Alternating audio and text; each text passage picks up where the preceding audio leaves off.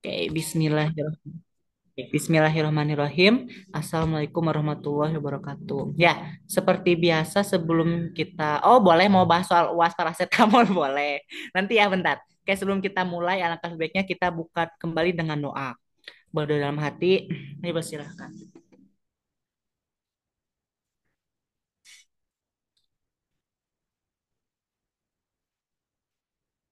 Amin. Berdoa dicukupkan. Oke, ya ini udah share screen, udah kelihatan ya share screennya. OneNote yang kelihatan ya. Nah, sesuai kebutuhan ya. Jadi kita mau bahas apa dulu boleh, terserah lah. Atau ada yang mau request gitu kita bahas apa boleh. Terus yang ini bahas soal paracetamol boleh kalau mau. Harus saya screen lagi, sorry. Oke. Ya, ada yang mau kita bahas? Ada yang merasa ini nggak bingung gitu di tentang materi apa atau punya soal apa gitu ya. Ini sesuai kebutuhan ya. Jadi kita kan nggak mungkin bahas dari awal banget ya UTS UAS. Itu jam 12 baru beres. Ini sesuai kebutuhan ya. Kalau misalnya mau bahas apa, bilang aja. Ya mungkin ini dulu lah ya yang merasa penasaran gitu ya sama jawaban yang apa namanya? Sama apa? Jawaban UAS. Ya, nah sebentar.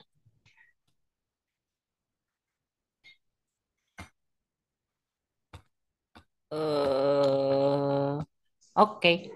Nah, kita lihat kemarin tuh soal UAS Kimornya gini ya. Tentang paracetamol. Oke. Nah, kita gambar dulu. Jadi saya ada cincin benzen ya. Aku nggak expect sih, jujur yang cincin benzen bakal keluar. Maaf ya, nggak kebahas waktu di apa waktu di kemarin tutor nggak sempet bahas yang cincin benzen. Saya reaksi dasarnya udah kita mencakup semua sih sebetulnya. Cuman yang nggak aku expect tuh cincin benzen keluar. It's okay lah. Ini tuh NH kan, terus ini ada C double bond gini kan. Nah ini tuh sebentar. Oh sorry kebalik ternyata. Bener bener bener. Ini asetat ya harusnya ya. Oh ya bener ya. Ini CH3. Gini kan? Ya jadi asetamida ya. Nah jadi mungkin kita kenalin dulu dengan gus fungsi lah boleh ya. Ya seperti biasa ya. Kalau kalian lingkarin ini gitu, ini nomor satu ya kan? Ini nama gus fungsinya. Ini tuh namanya alkohol gitu ya. Masih ingat kan? Kenapa alkohol? Karena kan rumusnya gini ya. ROH ya. R itu rantai gitu kan. Terus kalau kalian ngelingkarin yang ini boleh juga sebetulnya. Nah, ini nomor duanya gitu ya. Ini kalian sebutnya sebagai gus amida. Kenapa amida? Nah, karena dia itu punya rumus umumnya gini, amida itu RCON. Ini dia bisa rantai, bisa hidrogen gitu ya, dua kali gitu ya. Nah, jadi karbonil ketika berikatan dengan nitrogen itu dia amida namanya, seperti itu. Tapi sebenarnya kalian boleh sih ngelingkarin ini boleh, karena itu dibenerin. Ini yang ketiga misalkan ya, walaupun cuma dua sih nggak apa-apa. Ini namanya cincin benzen. Benzen boleh gitu ya, benzena. Ya rumusnya C6H6 gitu ya. Nah, ini yang pertama gitu kan. Terus, ini yang A, sorry. Ini yang A ya, ditanya gugus kan. Kalau nggak salah gini ya. Yang A itu rumus molekul. Ini yang gugus itu yang B. Ini yang B. Ini yang B ya. Nah, yang A itu tanya rumus molekul. Itu gampang ya. Hitung aja total unsurnya berapa. Karbonnya berapa. Oksigennya berapa. Apa nitrogennya berapa gitu ya. Nah, kita tahu kalau gitu kita pakai nomor ini aja. Dari sini kali ya. Ini kita ngitung jumlahnya aja bukan prioritas ya. Ini karbonnya satu 2 3 4 5 6 7 8 ya. Ya kan ya? Bener? 8. Oke. Kita punya nih yang pertama dia namanya C8 gitu. Terus sebenarnya boleh nitrogen dulu atau hidrogen, oksigen bebas sih sebetulnya. Acak nggak apa-apa sebetulnya, nggak yang begitu terikat banget. Misal mau apa? Hidrogen dulu lah ya yang paling banyak. Ini kan pasti ada hidrogen.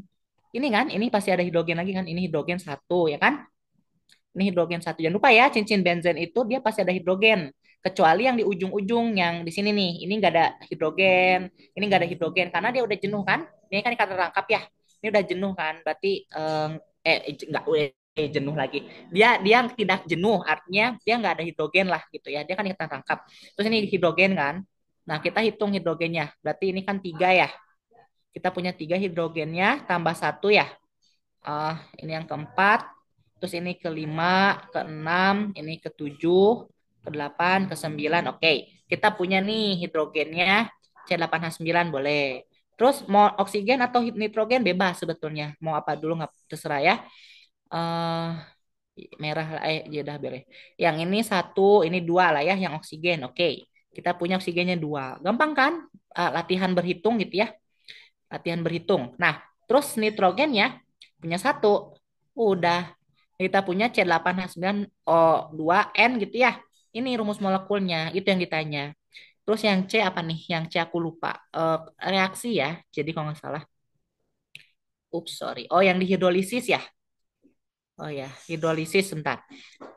Hidrolisis logam natrium sama yang karboksilat direduksi jadi apa? Oke. Nah, itu menarik juga ya. Itu reaksi berantai. Jadi diambil satu konsumsi, dia bisa nyambung tuh ke soal berikutnya gitu. Nah, kita pertama-tama kenalan dulu lah ya. Ini tuh bentuknya apa sih secara sistematikanya gitu ya. Nah, sebetulnya ya, kalau misalnya kalian nanti di jurusan kimia gitu ya, ini yang jurusan kimia. Kalau misalnya nanti dapat kimor, itu nanti kalian ada tuh namanya matkul analisis logika sintesis atau retrosintesis. Itu nanti kita apa belajar kalau misalnya gus fungsinya ini kemungkinannya ketika dipecah jadi apa aja sih gitu. Jadi kita biasanya tahu produknya ya. Ini kan kita tahu produk ya. Ini namanya apa sih? Nah, ini kan posisinya adalah posisi para ya 1,4 kan? 1,4 sorry 1,4. Nah ini tuh namanya para ya kan ya. Para ini ada fenol, ada asetamida. Yang berprioritas itu asetamidanya. Nah berarti biasanya kita kasih namanya boleh para fenol asetamida gitu. Ya, ini sederhananya aja lah ya. Para fenoasetamida. Maksudnya nama lain turunannya banyak sih sebetulnya, tapi kita bahas sederhananya aja.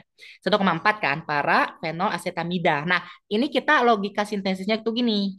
Kalau ini ada gugus fenol terikat oleh benzen, berarti dia nggak bisa diputus sebetulnya, kecuali disubstitusi bisa.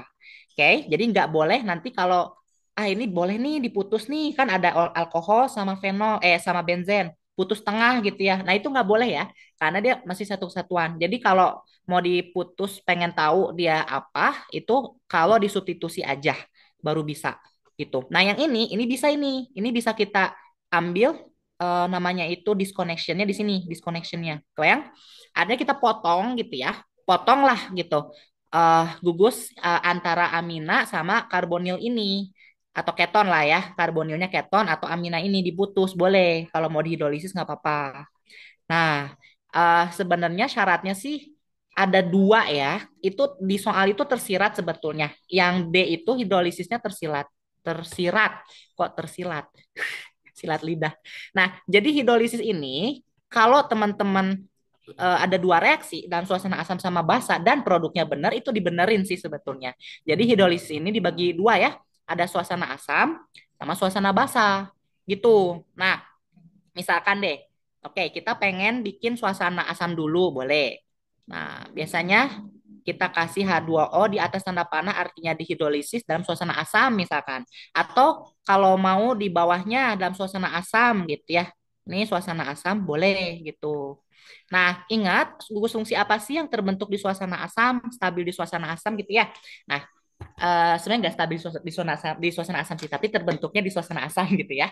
Nah, di sini kita pecah aja kemungkinannya kita punya amina, tapi kan amina nggak ada di suasana asam kan? Ya, nah maka yang ini kita biarin bentuknya seperti ini aja, nggak apa-apa. Sebetulnya kita bisa ubah sih jadi NH3 plus boleh sebetulnya. Nah, tapi kita perhatikan bentuknya aminanya, kita pertahankan bentuk awalnya ini dulu lah ya, biar nggak bingung. Nah, terus yang ini, yang si COCH3, ini kan kalau di suasana asam, pasti dia ngebentuk asam karboksilat, COOH kan? Karena asam. Alkohol sifatnya asam yang sangat lemah. Ini nggak usah diotak-atik. Biarin aja. Asam lemah. Sangat lemah BTW ya, tapi nggak apa-apa. Nah, jadi produknya sih memang ada dua ya. Kan dimintanya dua ya produknya ya. Nah, itu ada dua. Ini kan bukan fenoksi sih sebetulnya. Ini kan jadinya NH2 ya. Kita pertahankan bentuk basanya it's okay nggak apa-apa. Ini yang bukan bentuk terprotonasinya. Sedangkan kalau yang ini kan udah pasti dari asam asetat kan. Ya udah gini aja produknya. Syaratnya apa? Suasana asam. Tapi kalau misalnya kalian mau menyiratkan lagi kan kalau amina itu bukan di suasana asam kan, adanya di suasana basa. Ya udah, kita ubah bentuk ionnya nggak apa-apa. Konjugatnya ya. Kita ubah bentuk konjugatnya. Kita punya nih NH3 plus gitu kan. Ditambah asam asetat ini. Ya dua-duanya sebenarnya boleh-boleh aja ya menurutku ya. Sebenarnya aman sih gitu. Ini yang ketika terprotonasi. Ini bentuk terprotonasinya gitu. Karena kan ada H plus ya. Dia kan bisa ikatan koordinasi ya dengan si N-nya. Ada PEB kan si N itu gitu. Ini bentuk terprotonasinya gitu. Tapi kalau mau yang atas juga nggak apa-apa, nggak masalah. Ini mengindikasikan, oh berarti amina dalam suasana asam seperti ini. Gitu ya. Nah, karboksilat jangan dipecah lagi aja. CHOO min tambah H plus nggak usah, nggak apa-apa. Nah, yang kedua, kalau mau bikin suasana basa, ya kita bikin konjugatnya aja. Gitu kan. Kita bikin konjugatnya aja. Berarti OH-nya tetap OH ya. Sebenarnya boleh kita pecah jadi omin nggak apa-apa. Tapi OH itu dia cukup stabil lah ya. Karena kan nggak reaktif juga ya OH itu.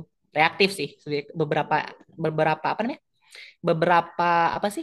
Beberapa reagen itu dia reaktif lumayan. NH2 jangan bikin NH-. Enggak, NH2 tetap bahasanya NH2, tapi kalau asam asetat jadinya CH3CO-. Bayang ini. Atau kalian mau jabarin lagi bentuk deprotonasinya karena kan kalau OH- kalau OH- nggak ada H plus kan. Ya ampun salah pencet lagi. OH- tuh nggak ada H plus. Oke, berarti kan harusnya si OH ini tidak terprotonasi kan. Nah, berarti kita anggap aja, ini kita pecah aja, nggak apa-apa, gitu. Dua-duanya harusnya dibenerin juga sih, gitu ya. Ini kan bentuk fenoksinya ya, ion fenoksi kan. Ini bentuk basa anilin, fenoksi anilin lah gitu, sederhananya. Ditambah dengan CH3CO-. Nah, ini juga bisa sebetulnya. Cuman kalau mau yang sampai atas juga suasana basa boleh sebetulnya ya. Nah, gitu. Ini umum sih, jawaban umumnya cuma satu, biasanya ini aja, yang umum gitu, tanpa harus tahu ah ini suasana apa, nggak usah, nggak apa-apa gitu. Biasanya cuma cukup H2O gitu ya, tanpa kita tahu itu H plus atau OH min, ya udah nggak apa-apa. Ini aja, ini umum, bentuk umumnya lah, nggak apa-apa gitu. Bayang ya. Nah, terus kalau kita tadi tambah natrium ya, nah natrium itu juga tersirat sebetulnya. Tersirat kenapa? Karena ada dua jawabannya, sama kayak tadi. Gimana ya, nggak cukup sebentar. Oke, kita ke bawahin dikit lah ya. Oke. Nah, itu tersirat juga ya ketika direaksikan dengan natrium. Sebenarnya kalian nggak dikasih tahu sih itu tuh dalam suasana asam atau basa, dan apakah ada H2 atau enggak nggak dikasih tahu kan. Nah, karena di soalnya tuh gini yang si organik tuh. Ini gini kan ya. Ini N, ini H, ini CO, CH3. Nah, itu tiba-tiba kalian dikasih tahu di reaksi natrium aja solid kan, tanpa kalian tahu ini tuh reaksinya terjadi dalam air atau enggak sih gitu kan. Si paracetamolnya dilarutin dalam air atau enggak. Nah, sebenarnya ya, reaksinya itu kalau kalian nggak tahu nih ada air atau enggak, gini aja. Kalau natrium kan kalau direaksikan sama alkohol gini ya. Sebenarnya bereaksinya dengan gus alkohol ya. Kalau kalian pernah baca-baca lah gitu. Yang ini nggak mungkin diserang. Asetamida dia cukup stabil. Dia nggak bisa diserang sama natrium. Gitu. Sifatnya netral juga ya. Kalau Na dalam air kan basa ya. Dia pasti nyerang asam gitu. Nah, tapi perhatikan dulu mekanismenya. ROH ini ketika kamu tambahkan natrium solid lah ya. Nah, ini tuh dia dipaksa dipecah. Ikatan OH-nya ikatan H dengan O-nya putus. Ini kan jadi omin tambah H plus. H plus udah lah ya, nggak guna lah ya. H plus tambah H plus jadi H2 lah, anggap aja gitu. Saya nggak kayak gitu sih. Nah, ini kan ada Na ya. Ini tuh Na solidnya tak bermuatan sebetulnya. Tapi ketika dia bereaksi dengan alkohol, sebenarnya ya itu ada kandungan airnya. Na-nya jadi eh, teroksidasi, jadi Na plus harusnya. Nah, ini dia nyerang ke sini. Nah, itu jadinya RONA, bentuk garam fenoksi ya. Bentuknya RONA. Ini benar sebetulnya. Nah, tapi kalau misalnya tanpa hidrolisis ya, asumsi tanpa hidrolisis dulu. Ini kita asumsi tanpa hidrolisis. Harusnya seperti ini sih. Harusnya sebentar. Tanpa hidrolisis. Sederhananya cuman gini aja. Gini aja. NaO. ini benzen, ini yang asetamidanya. Gitu kan? Kan kita nggak tahu ini hidrolisis nggak sih? Gitu kan? COH maaf. C CH3 ya maksudnya. Nah, oke gitu. Ditambah setengah H2 karena dia menghasilkan gas hidrogen. Gini. Nah, ini pun bukan bentuk umum loh ya. Ini bukan bentuk umum reaksinya sebetulnya. Makanya kita harus menstate dia itu sebenarnya kondisinya apa, asam basa atau ada tambahan air gitu kan. Oke. Kalau kita asumsi dengan hidrolisis berarti itu solid dimasukkan ke larutan paracetamol. Anggapnya kayak gitu. Karena ada air kan. Kalau nggak ada air bukan hidrolisis ya. Jadi harus ada air dulu gitu. Nah, gini kan. Ini CH3 kan. Nah, tambah natrium solid. Ini kita asumsi aqueous lah ya, paracetamolnya. Artinya apa? Pasti ada H2O kan. Dan harus di state juga. Kalau pengen direaksi sama Na dalam air, ini harus suasana basah loh. Kalau asam, impossible ya. Na dalam air nggak asam ya. Pasti NaOH yang terbentuk itu. Ya kan? Setuju ya? Makanya nanti produknya bakal ada dua. Oke? Kita punya natrium fenoksinya di sini. Natrium fenoksianilin. Maaf kalau jelek ya. NH2-nya biarin aja ya. Dia nggak jadi Na enggak ya. Terus ini kita jadinya punyanya CH3CONA gitu. Bayang ya kenapa bisa kayak gitu? CONA. Nah, ini jawaban yang umumnya, bentuk umumnya lah gitu ya. Kan ditanya dua produk ya ketika diaksikan sama si apa si logam ini kan. Nah, ini adalah umumnya gitu. Tapi syaratnya harus hidrolisis dulu ya kan? Tadi kan kalau kita punya tuh asam asetatnya kan CH3COH ya, bentuk asamnya. Itu pasti bereaksi dengan basa dong ya kan? Jadi natrium asetat. Nah, itu yang ini. Ini garamnya sebetulnya. Garam. Nah, ini juga sama, ini juga garam ya. Kalau anilin basa memang, tapi natrium fenoksi itu garam, seingatku ya. Dia bentuk garamnya, gitu. Jadi jawaban ini udah bener kayak gini. Gitu deh. Ini yang D ya. Nah, kalau yang E gimana? Tinggal direduksi aja. Siapa yang direduksi? Ya kan? Siapa yang direduksi? Yang udah mentok. Ya, jadi yang udah mentok itu artinya udah prioritas tertinggi dan dia nggak bisa dioksidasi lagi. Ya, tahu lah ya siapa asam karboksilat kan. Nah, ini juga sama pengerjaannya boleh ada dua pengerjaannya. Asumsi oksidator, asumsinya reduktor lemah dan reduktor kuat. Jadi ada dua jalurnya. Kalau kalian pengen pakai yang reduktor lemah, jadi satu-satu gitu ya. Ini kalian state ya, harus men-state dulu, menyatakan ini RL, bukan rangkaian RL, bukan. Ini reduktor lemah, tulisnya gitu aja. Oke, ini reduktor lemah gitu ya. Oke, jadinya kan kita punya aldehid dulu kan, etanal. Aldehid dulu. Terus kalian reduksi lagi satu kali lagi boleh gitu. Ini bukan reduktor lemah tapi ini reduktor kuat. Karena kalau reduktor lemah cuma bisa satu tahap aja. Oke. Nah, ini kita ubah jadi etanol kan? Gitu kan ya? Kita punya ini etanol CH2OH lah ya. Sederhana aja lah. Nah, gini kan? Kayak gitu. H itu reduksi ya, artinya dia menerima hidrogen kan. Reduksi. Nah, tapi kalau pengen, udah satu kali aja lah direduksi total. Jadi etanol boleh, nggak apa-apa, sama aja sebetulnya.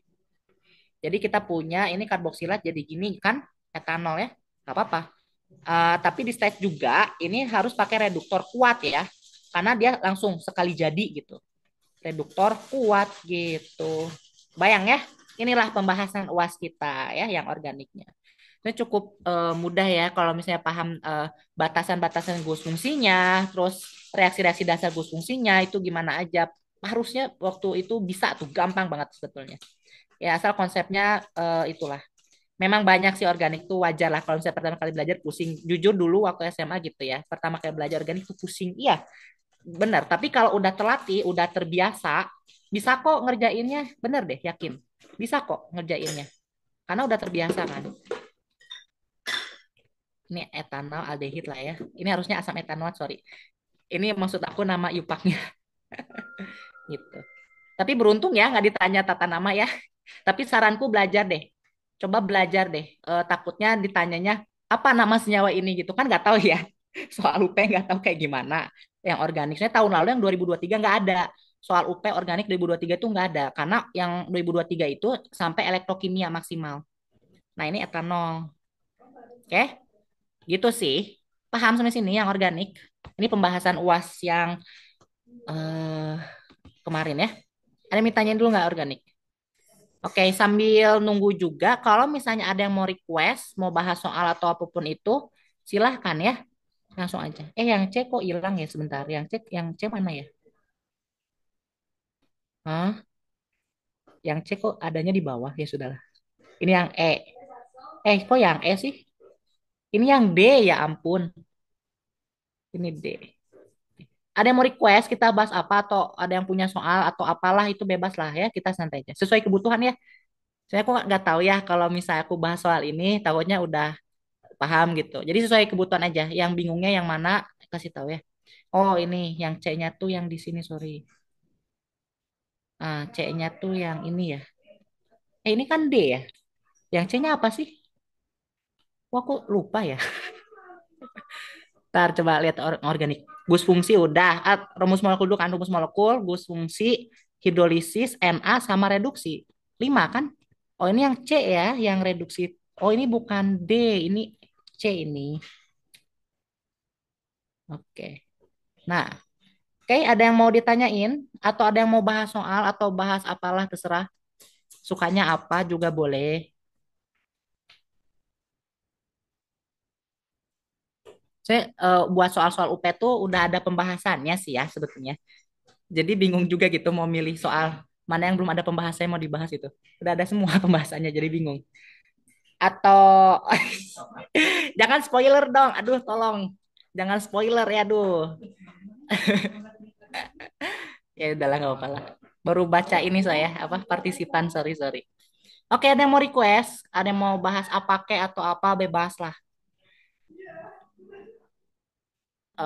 Kalau mau bahas soal boleh nanti kirim ke kolom chat aja ya berupa foto atau apa terserah gitu. Em, apa ya? Aku juga bingung. Apa yang mau dibahas? Ini organik udah. Kalian mau apa? Butuh apa yang masih nggak ngerti gitu? Apa ya?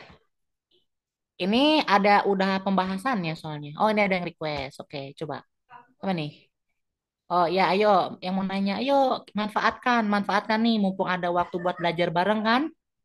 Gitu. Sekalian aku apa mengulang kembali memori gitu. Udah banyak yang lupa-lupa. Udah mau libur gitu kan? Ya, udah nggak belajar lagi Kimdas gitu. Takutnya ada yang lupa-lupakan. Jadi sekalian lah menguatkan memori ya. Oke, coba nih. Aku ambil inilah, coba. Udah ada pembahasannya sih memang, tapi aku tanya ya. Ini kalau ngerjain ini paham nggak atau bisa nggak? Sebentar. Ih, ternyata nggak bisa di screenshot ya. Oh, alah, oke. Coba aku stop share. Aku share yang lagi. Aku share lagi. Nih, aku buka ini ya. Soal yang ini. Nah, tapi udah ada pembahasannya sih. Kita lihat yang 2022-2023. Nah, ini sifat koligatif larutan. Ini udah ada pembahasannya, tapi aku tanya, cara ngerjain kayak gini masih bisa nggak? Atau apa namanya? Bingung nggak? Kalau bingung, nanti aku bahas ulang gitu. Walaupun udah jawabannya nggak apa-apa. Jangan lihat jawabannya. Maksudnya kalau kayak gini, step-stepnya, langkah-langkahnya bingung nggak? Atau masih ingat nggak gitu? Kalau ingat sih, udah next aja ya. Ini sifat koligatif. Biasanya kalau koligatif itu ditanya konsentrasi molaritas, molalitas ya kan fraksi mol gitu seingat aku. Terus ada persen kadar lah ya, tapi udah lewat ya harusnya persen kadar. Tapi masih ditanya lah persen kadar. Terus kalian dicari misalnya mol ya gitu itu bisa lah mol mol masa molar gitu ya. Udah oke lah. Aku yakin udah bisa itu. Terus kalau misalnya apa molalitas ya, molalitas itu kalian nyari mol dibagi dengan masa pelarutnya gitu. Nah, jangan lupa ya ada beberapa konsep yang digunakan. Ini nggak bisa dicoret-coret sini sih. Sebentar. Nah, kalau ini inget ya, takutnya besok keluar. Kok besok? Hari apa sih kalian? Selasa ya? 24 ya? Oh iya. Masih ada 1 hari lagi besok. Istirahat besok. Hari ini belajar, besok istirahat ya. Oke, bisa kita bahas sifat koligatif nih. Mengingatkan aja ya, beberapa konsep penting lah. Karena bersyukur ya soal UTS sifat koligatif larutan itu dia to the point gitu loh. Jadi langsung nanya to the point. Kadang beberapa soal itu nanya tersirat gitu loh. Jadi kayak, nah ini yang ditanya apa, yang dicari apa gitu kan. Karena suka bingung. Nah, ini ada beberapa tips sih. Jangan lupa kalau misalnya kalian punya persen kadar ya. Persen kadar ini mau nyari masa kan nggak tahu ya berapa masanya. Kita asumsi aja. Kita bisa asumsi di sini kalau persen kadar. Kita asumsi kalau misalnya 100% ya, itu bolehlah sama dengan 100 gram boleh. Sebenarnya nggak harus 100 gram, boleh juga 100% sama dengan 1 kilogram. Berarti kan 1 gramnya 10% ya. 1%-nya 10 gram, sorry. 1%-nya 10 gram, boleh sebetulnya. Tapi biar enak gini aja ya. Oke, jadi kita kalau punya 1% itu sama dengan 1 gram nggak apa-apa, boleh. Nggak boleh GR, G ya, ntar minus, lupa. Jadi 1 gram sama dengan 1% gitu-gitu, jangan lupa ya. Nah, terus kalau di koligatif tuh ada molalitas, ingat, molalitas itu nyarinya gimana? Yang sederhana sekali, kita punya, kok nol sih, mol, mol, mol. Mol dibagi dengan massa pelarut dalam kilogram ya. Kalau ubah ke gram boleh sebetulnya. Nanti dapat mol. Atau biasanya molaritas itu rumusnya gini sih. Massa per massa molar zat ya, itu bukan air. Ini massa molar zat X. Dikali dengan 1.000 gram per massa pelarut dalam gram nih, nggak apa-apa. Karena 1.000 dibagi massa pelarut nggak apa-apa. Biasanya gini ya. Terus kalau molaritas, mengingatkan kembali ya, mol dibagi volume sebetulnya, mol per liter ya. Atau kita bisa modifikasi jadi massa per massa molar zat X dikali dengan 1.000 mililiter dibagi volume dalam mililiter, boleh kayak gini. Atau ada satu lagi kalau mau molaritas, biasanya kita punya persen kadar dikali 10. 10 itu faktor volume ya, dikali rho dibagi massa molar zat X misalkan. Apa ubah deh, jangan zat X, bingung sama kali ya. Massa zat apa dong? Massa zat X, Z gitu ya, massa zat Z gitu. Yang dicari biasanya. Gitu. Terus apa? Oke. Kalau misalnya sifat koligatif itu kan sifat perubahan fisik dari larutan ya. Jadi dia itu ada deviasi dari sifat fisik pelarutnya. Nah, ingat, pelarut murni universalnya kita pakai air umumnya ya. Pelarut murni universalnya umumnya air. Gitu. Oke, kebayang? Universalnya pasti H2O. Artinya apa? Segala bentuk perubahan fisiknya diambil dari acuannya sifat fisik H2O. Nah, ada apa aja? Kita tahu dia ada titik didih kan? Ya, titik didih. Titik leleh nggak ada karena air udah meleleh ya. Jadi nggak ada titik didih. Titik beku, terus tekanan uap ya. Tekanan uap sama tekanan osmotik. Umumnya 4 sih, umumnya. Sama osmotik. Oke. Nah, ingat kembali ya. Semoga masih ingat. Jangan lupa titik didih berarti kita biasanya nyari TF ya, delta TF TB TB apa, boiling point. Nah, yang kita punya M dikali KB ya dikali I faktor Van Hoff. Nah, I ini tergantung ya, dibagi lagi nanti dia tergantung larutannya, apakah elektrolit kuat ya. Elektrolit kuat itu yang mampu mendisosiasikan total semuanya dalam air, bentuk ion-ionnya. Nanti jumlah faktor Van Hoff sama dengan jumlah ionnya. Atau elektrolit lemah gitu. Kalau elektrolit lemah biasanya nggak di antara nggak 0 sampai 1 juga sih. Dia dikali dengan derajat disosiasi ya. Iya sih 0 sampai 1 ya. Dikali dengan derajat disosiasi. Biasanya gitu. Dia bisa 2,5 boleh sih. Biasanya 2,5, 1,2, 1,5 untuk faktor Van Hoff-nya. Tapi derajat disosiasinya dari 0 sampai 1 biasanya. 0 sampai kurang dari 1. Ini elektrolit lemah. Terus kalau satu lagi yang non elektrolit dia pasti sama dengan 1. Kenapa? Karena kalau yang non elektrolit faktor Van Hoff-nya sama dengan 1 itu dia terlarut berupa molekul, enggak jadi ion-ion. Dia udah pasti sama dengan 1. Jadi nggak usah dikali faktor Van Hoff nggak apa-apa sebetulnya. Nah, terus kita mau nyari TB-nya. Ya udah, apa, boiling point kan berarti kita punya TB 0 pelarut ditambah delta TB kan? Gitu aja. Ya, titik beku. Oke. Kita punya biasa delta TF dulu yang dicari. Gak harus sih, tapi biasanya gitu ya. Dikali KF, konstanta freezing point, dikali faktor Van Hoff. Berarti kalau kita mau nyari TF-nya, kita punya TF 0, 0 itu, TF 0 itu 0. Ya benar, TF 0 itu titik beku air 0 kan? Tapi jangan tambah ya. Delta TF itu selisih sih memang. Tapi aku bingung ya. Kalau delta TF-nya negatif, boleh sih jadi tambah ya. Tapi kalau delta TF-nya positif, jangan ditambah. Jadi nanti titik bekunya naik. Nggak gitu ya. Jadi ginilah, kita asumsi dia negatif ya hasilnya ya. Delta TF pasti negatif, karena selisihnya pasti akhir lebih rendah daripada awal ya. Berarti kan akhir kurang awal negatif kan. Ya gitu kita asumsi negatif lah. Berarti ini tambah sebetulnya gitu ya. Oke. Jangan ditambah tuh maksudnya oh deltanya positif kita tambah jadi positif. Jangan gitu. Titik beku nggak naik ya, titik bekunya turun. Bayang kalau ditambah zat larut, kalau nambah zat larut kan tambah banyak ya komponen-komponen dalam airnya itu tuh membutuhkan waktu lama atau ya titik bekunya tambah turun, tambah kecil titik bekunya. Kalau titik didihnya tambah naik gitu. Karena konsepnya gini, kalau kalian nambahin zat larut gitu ke dalam air, kenapa titik didihnya naik? Karena eh, kebutuhan kalor yang dibutuhkan untuk mendidihkan larutan itu kan tambah banyak kan? Karena kalor itu nggak diserap aja sama molekul air, tapi kalor itu diserap sama air dan zat larutnya, jadi butuh banyak.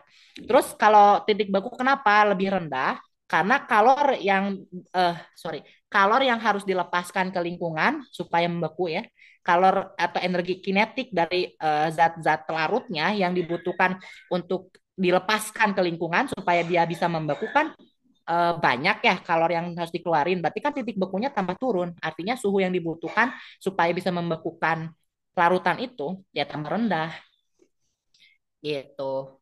Terus tekanan uap bisa dicari dua versi sih. Karena aku lupa. Tekanan uap tuh eh kita nyari apa ya? Aku lupa. Oh ya, delta P dulu biasanya ya. Delta P itu perubahan tekanan uap. Biasanya P0 min P larutan ya. Umumnya gini kan. Ya, jadi biasanya kalau tekanan, iya harusnya gini sih delta T. Ya, oke. Nah, jadi tekanan pelarut murni dikurangi tekanan larutan, ya, tekanan uap larutan. Biasanya eh, kebanyakan ya, tekanan murni itu dia lebih besar daripada tekanan larutan. Ini bukan osmotik ya, maksudnya tekanan uap larutannya. Dia pasti lebih kecil daripada pelarut murninya. Kenapa kok bisa gitu? Karena, sorry ke ini. Karena kalau misalnya kita ingat kembali ya konsepnya, kalau misalnya kita punya ini larutan, ya ini ya larutan H2O lah. Di atas kita kasih garam Na plus, Cl min, oke. Sederhananya gini, karena H2 itu kan liquid ya. Jadi kalau misalnya kita pengen diuapkan butuh kalor, oke lah ya, tadi titik didih hubungannya. Pengen diuapin, tapi ternyata dihalangin sama ion Cl- sama Na+. Artinya apa? H2O gas yang di sini kan kurang ya, berkurang maksudnya. Berkurang ketika dibanding dengan pelarut murni kan. Nah, karena dia berkurang dibanding dengan pelarut murninya, artinya apa? Ya, tekanan uapnya turun lah. Karena kan gas-gasnya, ini gini aja ya, anggap aja satu molekul gede lah. Nah, ini kita punya molekul H2O gasnya lebih banyak gitulah contohnya ya. Nah, jadi apa? Ini kan ini tekanan larutan, tekanan uap larutan. Ini tekanan murninya, ya otomatis lah dia lebih besar yang tekanan murni. Kenapa? Karena jumlah H2O yang jadi gasnya lebih banyak. Kenapa? Nggak ada penghalang, nggak ada barier, ya kan? Gitu. Jadi tekanan uapnya lebih gede pelarut murni. Gitu. Jadi kalau misalnya kalian cari ya, nanti misalnya ngitung, kok tekanan larutannya kok lebih gede ya daripada tekanan pelarut murni, itu salah, oke, keliru itu. Jadi ya hitung ulang lah ya. Oke, nah kalau maunya tekanan larutan tuh seingat aku gini ya, pakai fraksi zat apa ya, aku lupa, telarut ya, benar nggak sih? Iya benar, iya ya, pakai fraksi zat telarut dikali dengan P0 ya, ya kan? Kalau ada yang keliru koreksi aja ya. Ini pakai hukum Raoult ya, hukum Raoult, Raoult. Nah, tapi kalau maunya delta P pakai ini boleh sih, pakai fraksi pelarut ya kalau nggak salah. Nah, ini ya, jadi ya kalau misalnya aku keliru koreksi aja. Ini tuh dari hukum Raoult ya, seperti itu. Tapi aku pesimis sih kalau yang grafiknya kemungkinan nggak keluar lah ya. Kenapa? Karena ya waktu UTS semester satu kan semester satu, UTS semester 2 sorry ya ampun. UTS semester 2 yang koligatif ini nggak ada grafik ya, nggak ditanya kalau interaksi ini lebih kuat dengan ini, nanti tekanan uapnya turun atau naik ya kan? Nggak ditanya kan? Nah ya, Oleh karena itu, aku pesimis juga di UPEP kayaknya nggak keluar deh yang grafiknya ya. Berdoa aja gitu. Kayak itu osmotik ya, osmotik umumnya 4 sih, tapi bisa jadi ada tambahannya ya. Itu nantilah yang berminat aja. Pi itu sama dengan MRTI ya, faktor Van Hoff. Tapi kalau misalnya untuk pi non elektrolit ya faktor Van Hoff-nya satu sih, jadi MRTI aja. MRT aja maksudnya. Elektrolit ya, ingat kembali ya. Dia cuma molaritas kali tetapan gas ideal 0,08 kali temperatur, udah gini aja. Nanti tekanannya muncul ATM. Ingat, tekanan munculnya ATM ya. Ini satuannya ATM. Jadi kalau dimintanya Pascal sama Tor, konversi dulu lah ya. Kalau seingat aku satu ATM itu nanti kalau kalian konversi harusnya dapat 100.000 ya. Atau gini lah, 1,01 harusnya ya kan 100.000 ya. Benar. Pascal ya, PA lah. Atau kalau ke kilo Pascal berarti kita punya berapa sih? Dibagi 1.000 ya. Jadi gimana? Dibagi 1.000, 101.000. 101 kilo Pascal ya. Ya, ntar kalau keliru koreksi aja ya. 101 kilo Pascal inilah. Nanti ke Tor aku lupa ya Tor berapa 76 kok nggak salah atau mmHg ya ini sama dengan 760 mmHg ya seingat aku. Oke, terus ya ubah ke Tor juga sama kok nggak salah bentuknya 76 760 Tor ya. Kok nggak salah gitu. Kalian cari lagi aja ya. Ingat ya seperti ini gitu. Cara nyarinya, konsep yang digunakannya gitu. Apalagi paham lah ya. Jadi kalau misalnya ditanya mall, bisa lah ya mall. Mall kan cuman, sorry, sorry, sorry. Jadi kalau ditanya mall, ya udah berarti kalian harus nyari massa dibagi massa molar. Massa molar udah enak nih, udah dikasih tahu ya. Ya udahlah itu tinggal di kalkulator aja bisa ya. Ini cuman mall doang kok ditanyanya.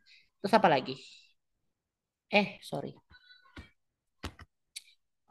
Terus misalkan soal selanjutnya ini oke. Nah, ini misal molalitas tadi bisa ya kalau molalitas harus masing-masing. Nah, tapi kalau misalnya mau nyari molalitas total boleh nggak sih? Boleh, tapi ingat harus dikali faktor Van Hoff ya. Jadi M kali I itu sebetulnya ada nama satuannya sih sebenarnya khusus lah ya. Tadi aku lupa namanya. Dia tergantung ekivalensinya gitu. Tapi oke lah abaikan ekivalensi nggak usah lah. Nah, jadi kalau misalnya mau cari molalitas total ya tinggal jumlah sih memang. Jadi M kali I zat satu ditambah M kali I zat 2 boleh sebetulnya. Kalau moralitas total. Tapi kalau moralitas masing-masing komponen, ya udah cari satu-satu aja. Ih, baik banget ya yang ngasih soal. Ini cuma 1 kilogram air ya, berarti per satu ya udah gitu ya. 0,075 mol sama dengan 0,075 molal gitu. Udah gitu aja. Sederhana ya. Terus apa lagi? Molalitas. Oh, hitung titik. Nah, coba di sini kenapa kita langsung oke, molalitas totalnya di jumlahnya udah ya, kita udah tahu ya molalitas totalnya. Ini kan kita ambil dari sini. Nah, ini kalau nggak salah nggak boleh mengabaikan faktor Van Hoff, tapi ini diabaikan. Kok agak nyebelin ya sebentar. Ini kan kalau KCl itu elektrolit, glukosa emang satu ya, karena ketika larut dalam air berupa molekul, dia nggak terionisasi. Oke, nah tapi lihat KCl, KCl kan terionisasi pertama, itu faktor Van Hoff-nya 2 loh ya. Nah, ini apa 2,9? 2,9 gram. Oh, gitu. Oh, ini harusnya dikali 2 ya. Waduh, oke. Nah, saranku nanti kalau ngerjain soal, jangan langsung dijumlah gini ya. Harusnya nggak boleh sih. Kenapa? Karena faktor Van Hoff ngaruh loh. Jadi kan faktor Van Hoff itu berdasarkan jumlah zat larutnya ya. Nah, ini bermasalah sih. Ini ditanya sih, dipertanyakan ini. Jadi titik didih larutannya kita anggap loh molalitas KCl-nya ini tanpa dua ya. Ini dua itu kalau misalnya 2 kali molalitas ini udah benar. Tapi kalau nanti di soal ini mengingatkan aja. Nanti di soal kalian langsung dijumlah nih molalitas KCl diambil dari soal yang B gitu ya. Langsung dijumlah. Nah itu hati-hati ya. Itu takutnya salah. Jadi ini udah benar. Ini dikali 2 sorry. Jadi kalau nggak disiratkan dikali faktor Van Hoff, nggak apa-apa. Berarti 2 kalinya molalitas si KCl gitu. Nggak apa-apa, nggak masalah. Oke, karena sebenarnya kita tahu sih 2 kali molalitas KC itu di mana? Molalitas K plus ditambah molalitas Cl min. Sebenarnya gitu kalau dipecah. Jadi ini udah benar, ini udah benar. Oke, nah terus eh yang bawah delta TD didih ya. Oke, biasa TB sih. Nah, ini sama dengan M kali KB. KB-nya udah ada di soal kok, tinggal dimasukin aja. Jadi molalitas total dikali dengan constant of boiling point. Ya udah, 0,078 derajat Celcius. Oh ya, ini kalau diminta Celcius, Celcius saja. Tapi kalau ke Kelvin ya konversi dulu ya.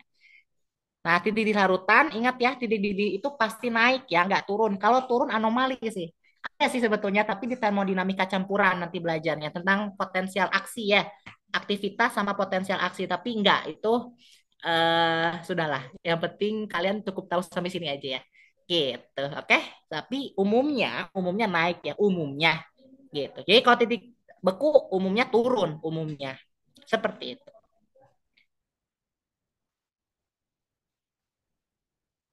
Nah, ini tekanan osmosis ya PMRTI ya. Oh, ditanya kacanya doang. Oke, nah gini, kalau nanti ditanyanya total ya, tekanan osmosis total, itu kalian jumlahin, tapi ingat ya, M kali I baru dijumlah. Jadi boleh kayak tadi pakai molaritas total, atau oke lah cari konsentrasi total dulu ya, konsentrasi molaritas KCl tambah glukosa totalin, baru dimasukin ke pi total boleh. Tapi karena di sini ditanyanya per komponen ya sudah ya, dikasih taunya 0,2% W per V. Oke, berat per volume. Nah, molaritasnya eh, sebentar dulu. 0,2% W per volume. Kenapa 0,1 liter? Sebentar, sebentar.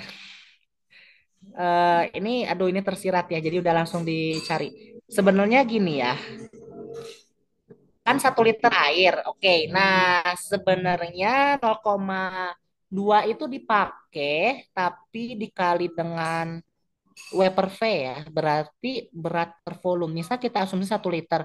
Oke, berarti gram per liter ya. Hmm, berarti 0,1% dari ini harusnya. 0,2% dari ini. Bener nggak ya?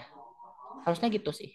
Ya, jadi 0,2 gram kan yang dipakainya. Karena kan 0,290 ya tadi tuh ya. Nah, ini 0,2%-nya. Ya udah, berarti kita pakai 0,2 gramnya dibagi massa molar dikali 0,1. Ini aku nggak suka sih pakai cara ini karena kecuali kalau kalian matematikanya oke lah ya. Nah, aku tuh nggak kayak gitu. Jadi I'm sorry sekali kalau yang berekspektasi, wah matematikanya ini enggak ya. Maaf ya. Jadi tolong tidak berekspektasi seperti itu. Aku nggak suka pakai cara itu. Jadi sorry, biasanya aku pakainya kayak gini. Persen kali rho dikali 10 faktor volume dibagi massa molar. Ini udah langsung jadi gitu massa molarnya dapat lah. Kecuali kalau mau konversi satu-satu boleh ya. Boleh sih, aku lebih menyarankan kalian pakai ini karena poinnya lebih banyak. Takutnya nanti kalian pakai ini satu jalan, salah. Ya udah nggak dapat poin, takutnya gitu ya. Atau satu lah. Takutnya gitu. Jadi ya udahlah, mending ikutin aja lah ya. Jadi ya cari satu-satu gitu. Gitu. Tapi ini sederhana juga sih. Tapi ya enak pakai ini juga ya. Tapi kalau misalnya ada ro sih saranku pakai yang tadi. Karena ada ro-nya. Nah, kayaknya di soal nggak pakai ro ya. Nggak ada ro KCl. Oh iya, benar. Adanya massa air. Jadi massa jenis air. Oke, karena nggak ada rho KCl, udah jangan pakai rumus tadi. Takutnya sesat. Oke, jadi ini aja. Ikutin soal. Jadi 0,2%-nya dikali massa dulu ya. 0, berapa? 2,90 sorry. 2,90 kali 0,2 dapatnya 0,2 gram. Dibagi massa molar, dibagi volume totalnya kan 0,1 liter ya. Kenapa ya 0,1 liter? Di soalnya 1 liter. Hmm, sebentar. Iya, pakai 1 liter. Sorry. Iya, volumenya. Ya benar benar benar. Ya, berarti kalau ya benar 1000 per 100 ya. 100 pakainya berarti. Ya, benar. Pakainya 100 mili, makanya 0,1 benar. Itu ada row air, sorry. Itu pakai row air ya. Jadi kalian cari volumenya harusnya 100 mili, berarti ntar 0,1 liter. Harusnya gitu. Nanti dapatnya segini. Seperti itu. Ya, oke. Terus apa lagi? Iya, ini karena gram per mili ya sih ya. Benar-benar. Ini satuannya gram berarti ya ubah ke liter milinya 100 dibagi 1000 0,1. Nah, ini pi berarti kita masukin tadi rumusnya MRTI molaritas kali 2. Oh iya, ini benar. Duanya di sini faktor Van Hoff ya. 2 faktor Van Hoff dikali dengan molaritas dikali dengan tetapan gas ideal dikali dengan suhu. Ya, dapat segini. Udah lah ya. Seperti itu. Terus apa lagi? Soal berikutnya. Oke, lanjut. Ya ini. Oh ini masih baik dikasih soalnya. Lajunya yang ini enak ya. Jujur kalau yang waktu soal UTS kemarin ya itu dicek satu-satu ya. Jadi emang agak ya sedikit malas juga ya jujur. Karena kalian tuh ditanya ya HI kalau nggak salah. Jadi reaksinya tuh yang soal UTS tahun lalu tuh ditanya HI kan. Si gas hidrogen iodida itu tanya order berapa. Sebenarnya kalian kalau mau set dari perhitungan boleh atau mau langsung gercep semua reaksi dekomposisi itu mengikuti order 1 kecuali KI. KI order 2 itu benar juga ya. Jadi poinnya juga harusnya sama. Jadi kalau dikasih data ya, ini reaksinya seperti ini. Jadi kita punya H2 gas tambah I2 gas ya, waktu yang UTS kemarin tuh. Jadinya 2HI. Nah, karena kan di buku Brady itu dinyatakan kalau misalnya semua reaksi dekomposisi itu adalah mengikuti order 1 kecuali satu HI pengecualiannya. Jadi pas banget di UTS keluarnya yang pengecualian. Ini berjalan order 2 sebetulnya. Kenapa? Karena hukum lajunya gini ya kalau kita tahu. Kalau kita tahu. Maksudnya bukan kalau kita tahu. Eh Iyalah gitu, terserah lah. Nah ini kan pasti pangkat 1. Asumsi kita nggak tahu apa-apa ya, kita anak polos. Nah ini kan order 1 ya. Ini order reasnya order 2 tahu. Order totalnya itu order 2 kan. Nah ini boleh sebetulnya ya, dengan syarat nggak ada data, nggak apa-apa sebetulnya. Cuman kan sayangnya kemarin tuh di UTS kan dikasih taunya ada data ya. Ditanya tuh order berapa. Nah, itu agak ribet karena cari korelasi. Jadi nanti pakai regresi linear, kan order 0, 1, 2 itu ada rumusnya ya. Ya, saranku hafalin lah rumusnya. Biar nggak ribet harus nurunin dulu gitu. Saranku hafalin aja ya. Cuman 3 kok rumusnya. Order 0, 1, 2. Nah, itu cari kalian tuh di apa namanya diregresiin sumbu X sumbu Y-nya apa nanti dapat R. R yang paling besar itu untuk order 2. Nah, itu jadi jawabannya order 2 gitu sebetulnya. Nah, tapi kalau kita lihat dari soal ini, oh ternyata simple sih. Karena kita hanya ngebandingin 2 data aja. Nah, sebenarnya gini ya, kalau misal kita dapat datanya seperti ini, ditanyanya order reaksi, oke. eh Ingat kuncinya cari konsentrasi yang sama dulu. Misal kalian mau nyari order siapa H2, mau nyari order H2 berarti cari aja konsentrasi P4 ya alotrop fosfor yang konsentrasinya sama. R1 R2. Boleh dibalik, boleh enggak nggak apa-apa. Nah, tapi hati-hati bisa takut beda ya hasilnya nanti. Nah, misal kita anggap R1 R2 lah ya. Nah, konsentrasinya 0,075 untuk H2 dibagi 0,0150. Berarti ini setengahnya, 1/2 kan ya? Benar? Ya, 1/2 kan. Nah, ininya 1/2 juga ternyata. Ya udahlah H2 pasti order 1 gitu. Kebayang nggak bisa cepet nggak apa apa namanya pahamnya bisa langsung gitu nggak nangkep nggak? Jadi gini ya. Jadi kalau misalnya kita mau nyari nih, kita pengen nyari order H2 dulu. Cari aja konsentrasi P4 yang sama lah gitu ya. Di percobaan 1 sama 2 sama kan? Oke, kita pakai itu. Nah, kita pakai aja R1/R2 sama dengan konstanta selalu sama lah ya. Setiap laju selalu sama konstanta di eksperimen ini. Coret aja udah buang. Nah, P4-nya kan sama ya konsentrasinya. Ordernya pasti sama, nggak mungkin beda. Nah, pangkat X, coret-coret lah ya. Nah, kita dapatkan konsentrasi si H2-nya H22Y per H21Y gitu. Artinya kita cari order H2-nya. Ah, kebetulan konsentrasi di sini kan 0,0075 dibagi 0,0150. Ya udah setengah kan? Oke, kebayang setengah, bener? 1/2 pangkat Y. Sama dengan, ya kan? Ini 3,2. Nah, semukat min 4, coret lah. Udah buang aja. Semukat min 4, coret-coret. 3,2 dibagi 6,4. Setengah juga ya. Bener nggak? Nah, jadi 1/2 pangkat X sama dengan setengah. X-nya berapa? Biar nanti jawabannya setengah. Ya 1, ya kan? Ordernya pangkat 1 gitu. Itu H2. Oke. Udah dapet ya. Nah, terus mau nyari P4. Nah, cari aja konsentrasi H2 yang sama. Oh, ternyata kita punya kedua sama ketiga ya.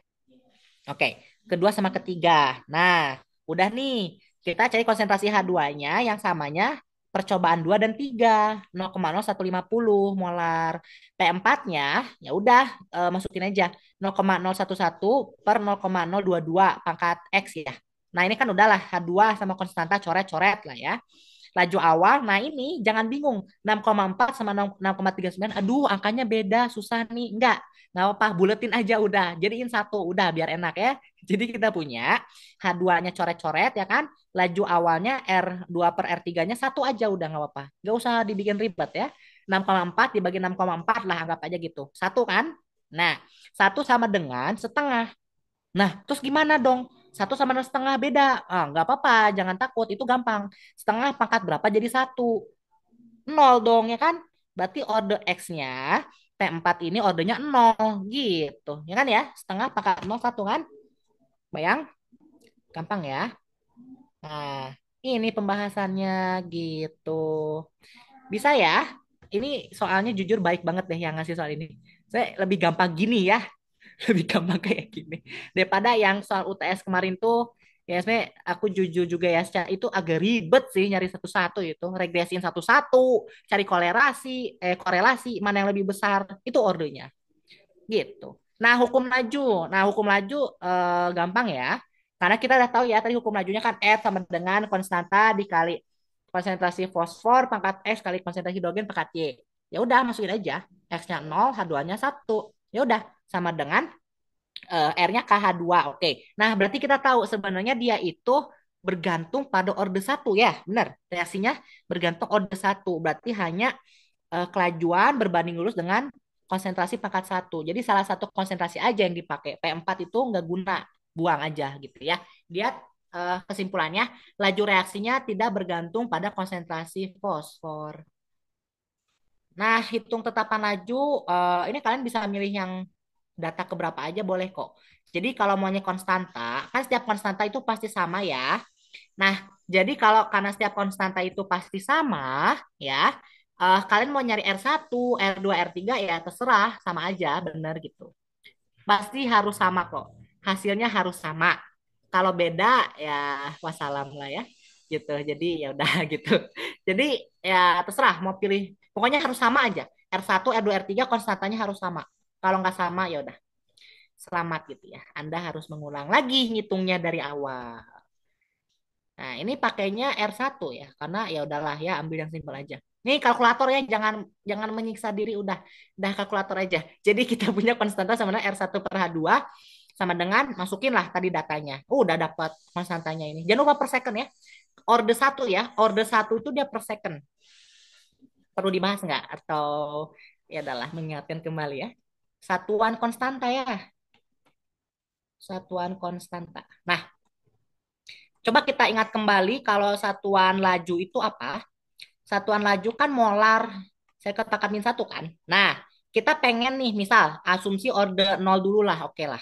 Order nol dulu. Berarti kalau misalnya kita punya laju sama dengan R K dikali konsentrasi H2 pangkat nol. Ini contoh dulu ya.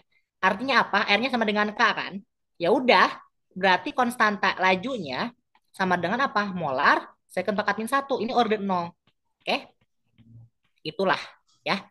Nah, tapi kalau order satu, nah ini secara mudahnya ya. R sama dengan K kali H2 pangkat satu kan. Ini contoh aja ya. Ya udah, kita nyari K-nya berarti gimana?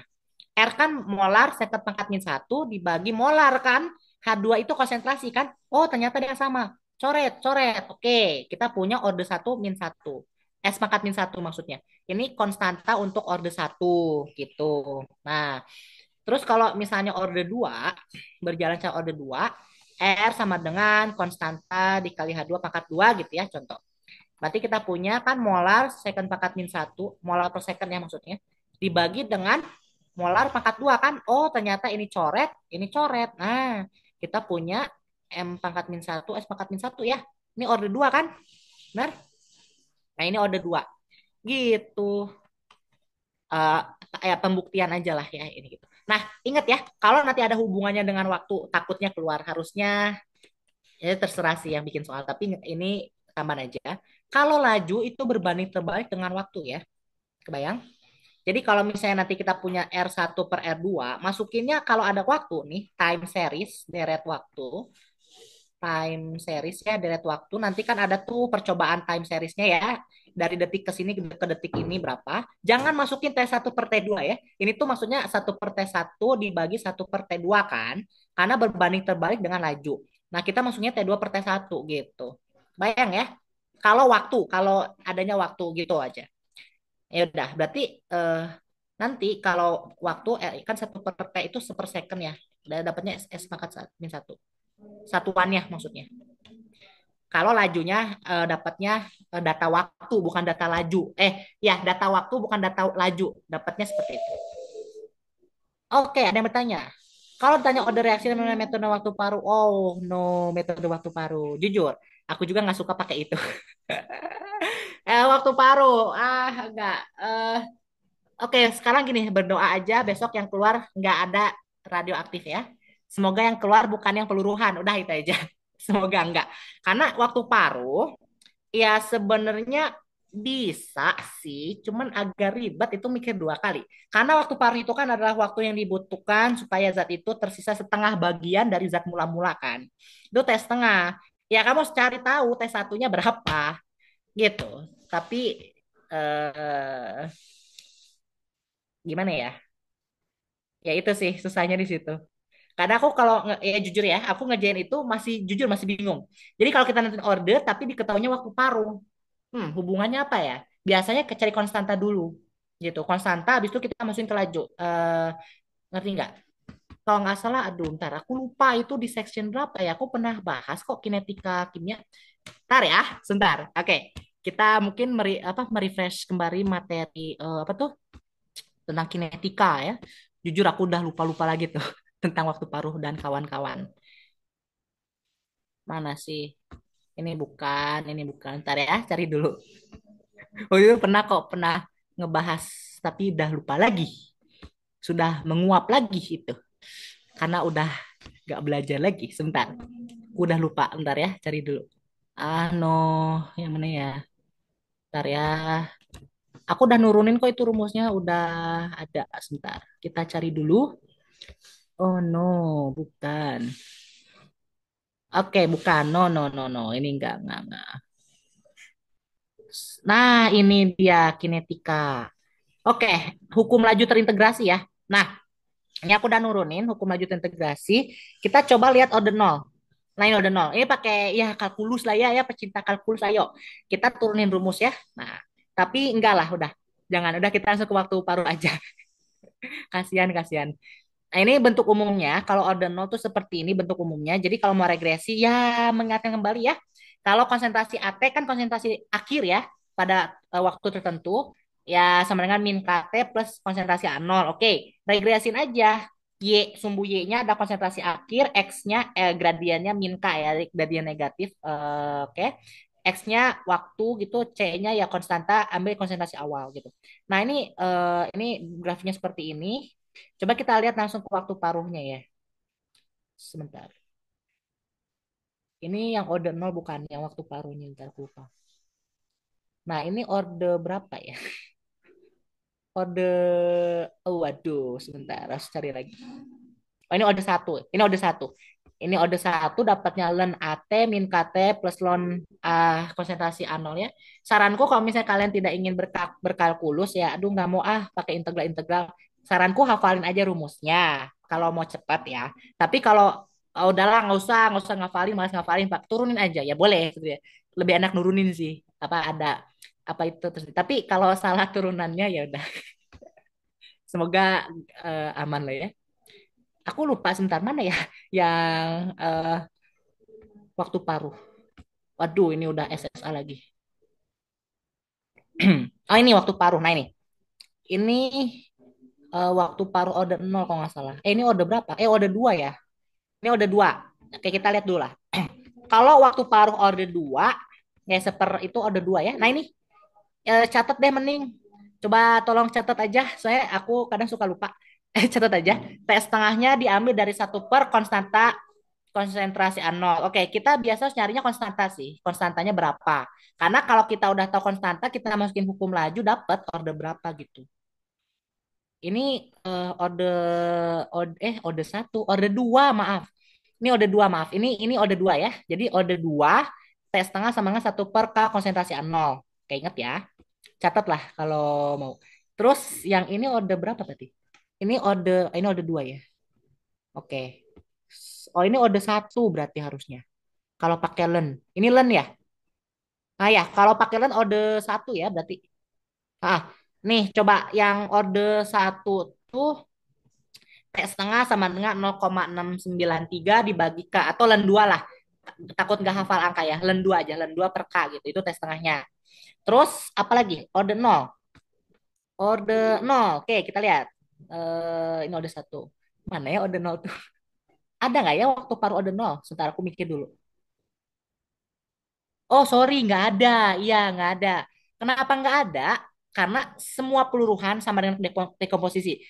Laju dekomposisi dan laju peluruhan itu semua mengikuti orde satu. Maaf, nggak ada orde nol ya. Jadi waktu paruh untuk radioaktif, untuk yang apa namanya, buat yang peluruhan itu nggak ada orde nol ya. Jadi oke aman. Jadi rumusnya cuma dua. Yang orde satu sama orde dua aja gitu. Oke, kebayang? Itu waktu paruh ya. Jadi 0, atau ln 2 per K sama 1 per K dikali konsentrasi A0 itu aja yang dipakai. Gitu. Gitu. Ya, oke, aman ya. Coba kita balik lagi. Aman nggak itu tadi siapa yang nanya? Aduh, nggak dikasih, nggak pakai nama itu lagi. Nama asli ya adalah. Oke, aman ya. Apakah merekomendasi regresi? Nah, regresi itu kalau dikasihnya data ya, artinya saya kalau enak tuh yang elementer, jujur yang elementer tuh gampang ya. Jadi kalau elementer kan satu tahap, artinya kan kinetikanya sama dengan tahap itu aja kan. Itu gampang. Jadi R sama dengan K dari konsentrasi ya kan. Itu langsung masukin aja angkanya. Cari ordernya bisa. Jadi biasanya dikasih tahu laju udah pasti ya. Kalau nyari order pasti dikasih tahu laju. Laju dikasih tahu, konstanta dicari dulu pakai T setengah biasanya kalau ada boleh kayak gitu. Dapat konstanta nih misalkan. Masukin aja kan R sama dengan konstanta kali konsentrasi. Nah, konsentrasinya ada pasti, nggak mungkin nggak ada. Susah kalau nggak ada ya, itu persamaan dua variabel jadinya. Bingung nanti. Nah, konsentrasi udah ada, pangkat eksponen kan? Pangkat eksponen dapet tuh ordernya. Udah gitu. Jadi kalau ya gitu. Kebayang ya maksudnya? Gitu sih. Amannya gitu sih ya, enaknya. Kalau yang data ya pakai regresi, mau nggak mau. Saya kalau data tuh memang ya males ngolah data ya. Apalagi kalau banyak gitu. Ya gitulah. Tapi semoga nggak keluar yang data lah. Yang data pasti keluar memang kemungkinan, tapi nggak susah-susah lah gitu. Oh iya, jangan lupa ya. Itu kan datanya berupa apa tuh? Berupa konsentrasi. Nah, sebetulnya nggak harus konsentrasi ya. Ada yang pakai tekanan, itu sama aja. Jadi ini mengingatkan kembali lah. Kalau laju nanti ada yang tekanan gitu ya, muncul yang tekanan. Jangan panik ya, nggak usah dikonversi nggak apa-apa. Kenapa? Karena kita asumsi itu, bukan kita asumsi, karena kita tahu semua zat yang bereaksi pasti gas. Nggak mungkin kan kalau aqueous gitu ya, liquid ada tekanan enggak ya? Anomali itu. Semua zat yang bereaksi pasti gas. Yang pertama itu, karena datanya tekanan, ya kan? Yang bereaksi pasti gas. Nah, ini kan pasti gas ya. Terus apa? Berarti kalau dikasih tanya tekanan parsial, misalnya PO2-nya gitu, berapa atm atau pH2-nya berapa, PN2-nya berapa gitu kan. Ini kan tekanan parsial kan. Jangan panik, jangan, waduh, nggak ada konsentrasi, panik. Saya boleh sih dikonversi jadi molaritas, bisa sebetulnya boleh. Tapi kan, udahlah, nggak usah lah, ribet. Karena kita tahu sebetulnya konsentrasi gas itu berbanding lurus dengan tekanan sebetulnya. Oke, semakin besar tekanan parsial, tekanan parsial ya, bukan tekanan sistem, jangan salah. Nanti konsentrasi sama dengan tekanan ATM, 1 ATM lagi, enggak ya? Kalau tekanan atmosfer itu enggak sama dengan 1 molar, enggak ya? Hati-hati, bisa beda soalnya. Ini tekanan parsial gasnya, jadi tergantung gas apa yang dikasih tahu, ya itu tekanannya. Dia berbanding lurus, jadi nanti masukin ke laju, nggak apa, nggak usah pakai konsentrasi, nggak apa-apa. Jadi konstanta misalnya yang tadi lah H2 lah ya, laju H2. Kan biasanya kita punyanya H2 gitu ya, pangkat satu misalkan. Kan nggak ada nih konsentrasi, ya udah ubah aja ke tekanan nggak apa-apa. Tekanan parsial H2 pangkat satu. Sama aja kok. Sama aja. Tapi satuannya beda. Oke? Ah, lajunya kalau ini kan berarti kalau kita anggap dia bukan pakai molar, kita anggap aja ATM per second ya.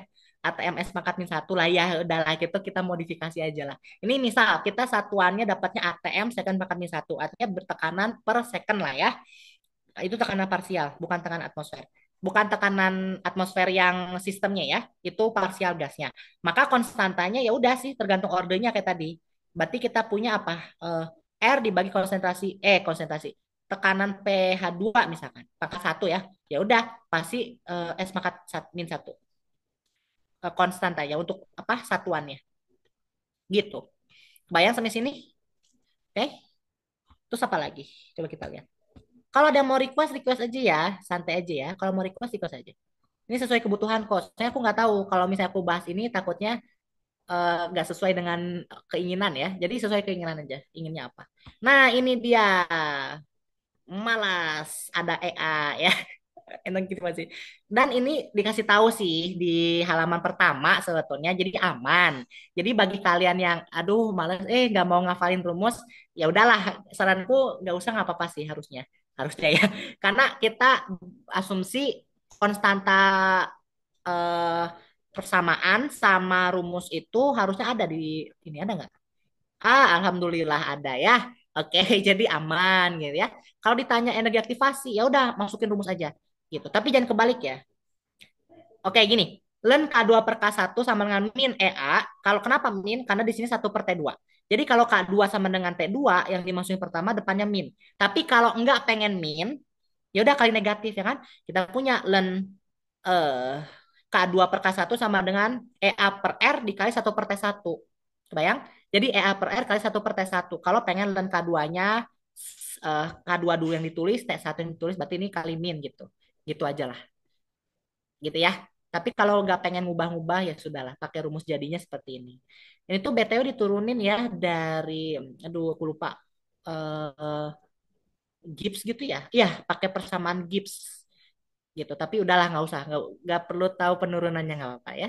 Kasihan dah. Jangan jangan bikin beban stres sendiri ya. Udah apa ya kita pakai yang sudah dikasih tahu aja gitu. Nah, jadi oke di soal itu misalnya diketahui lah. Jika pada 20 derajat ini reaksi berlangsung dua kali lebih lambat dibanding 40. Oke, artinya apa? Ini reaksinya itu dua kali lebih lambat dibanding 40 derajat. Oke, jadi suhu 20 derajat ini kita boleh menganggap dia sebagai K2 ya. Nah, K2-nya lambat, K1-nya cepat. Berarti K2-nya dua kalinya K1, paham nggak? Eh, gini, ini mungkin kita ini ya. Kayak misalkan kita punya tadi rumusnya min K2 per K1 sama dengan min, ya kita pakai rumus yang dikasih tahu di soal aja lah ya. Min EA per RT kan. T-nya kita jabarin lagi. Ini T2 min T1 kan. Nah, coba kita perhatikan. Kalau K2 itu biasanya K1 untuk laju satu biasanya. Boleh ditukar kalau nggak pusing. Laju pertama lah ya. Kalau laju kedua, kok bersama. Kalau laju kedua biasanya ada modifikasi. Oke, laju kedua lebih cepat atau lebih lambat, boleh lah. Gitu. Nah, keduanya di sini adalah laju kedua yang udah dimodifikasi. Nah, di soal laju keduanya lebih lambat daripada lebih lambat dua kalinya. Artinya apa? Sorry, gini aja deh biar gampang. Kita K2-nya ubah ke K1, berarti yang ini lambat dua kalinya. Ini lebih lambat dua kalinya. Lebih lambat dua kalinya. Dua kalinya K1 kan. Nah, berarti laju kedua K2 itu sama dengan apa? K2 sama dengan dua kalinya K1. Nah, gitulah. Oke. Oke, nah gini. Sorry, tadi kebalik. Jadi K2 itu sama dengan dua kalinya K1. Bayang? Nah, kita masukin ya. Kan biar gampang, biar konstantnya dicoret. Boleh. Len K1 per K1. Ya, ini coret-coret ya. Sama dengan min EA per R dikali dengan satu per T2 min satu per T1. Seperti itu. Nah, gitu. Nah, apa lagi? Gitu ya. Nah, ini kan len 2 ya. Enak ya K1 coret-coret len 2. Udah lah, sisanya masukin rumus. Gitu ya. Masukin rumus dapatnya ini kilojoule per mol. Joule per mol dulu, sorry. Joule per mol, karena kan ini konstanta energi ya, konstanta gas energi, konstanta gas energi, bukan konstanta gas. Konstanta gas ideal, tapi untuk energi, nah itu. Jadi dapatnya 8,314 Joule per mol Kelvin, kita ubah, maka ini tetap Joule, EA-nya, EA-nya nanti dapatnya kilojoule per mol. Ini kalkulator aja ya, oke? Aku percaya kok, pasti ya udah bisa lah gitu ya. Jangan lupa Celsius ubah ke Kelvin karena kita pakai satuan SI ya. Kebayang sampai sini? Ini namanya persamaan Arrhenius. Oke? Ya. Kalau misalnya ingin memperdalam, ini apa gitu ya? Persamaan apa ini? Macam apa ini? Ini tuh persamaan Arrhenius namanya. Sebenarnya nggak langsung jadi gini sih harusnya. Persamaan Arrhenius itu nggak gini ya.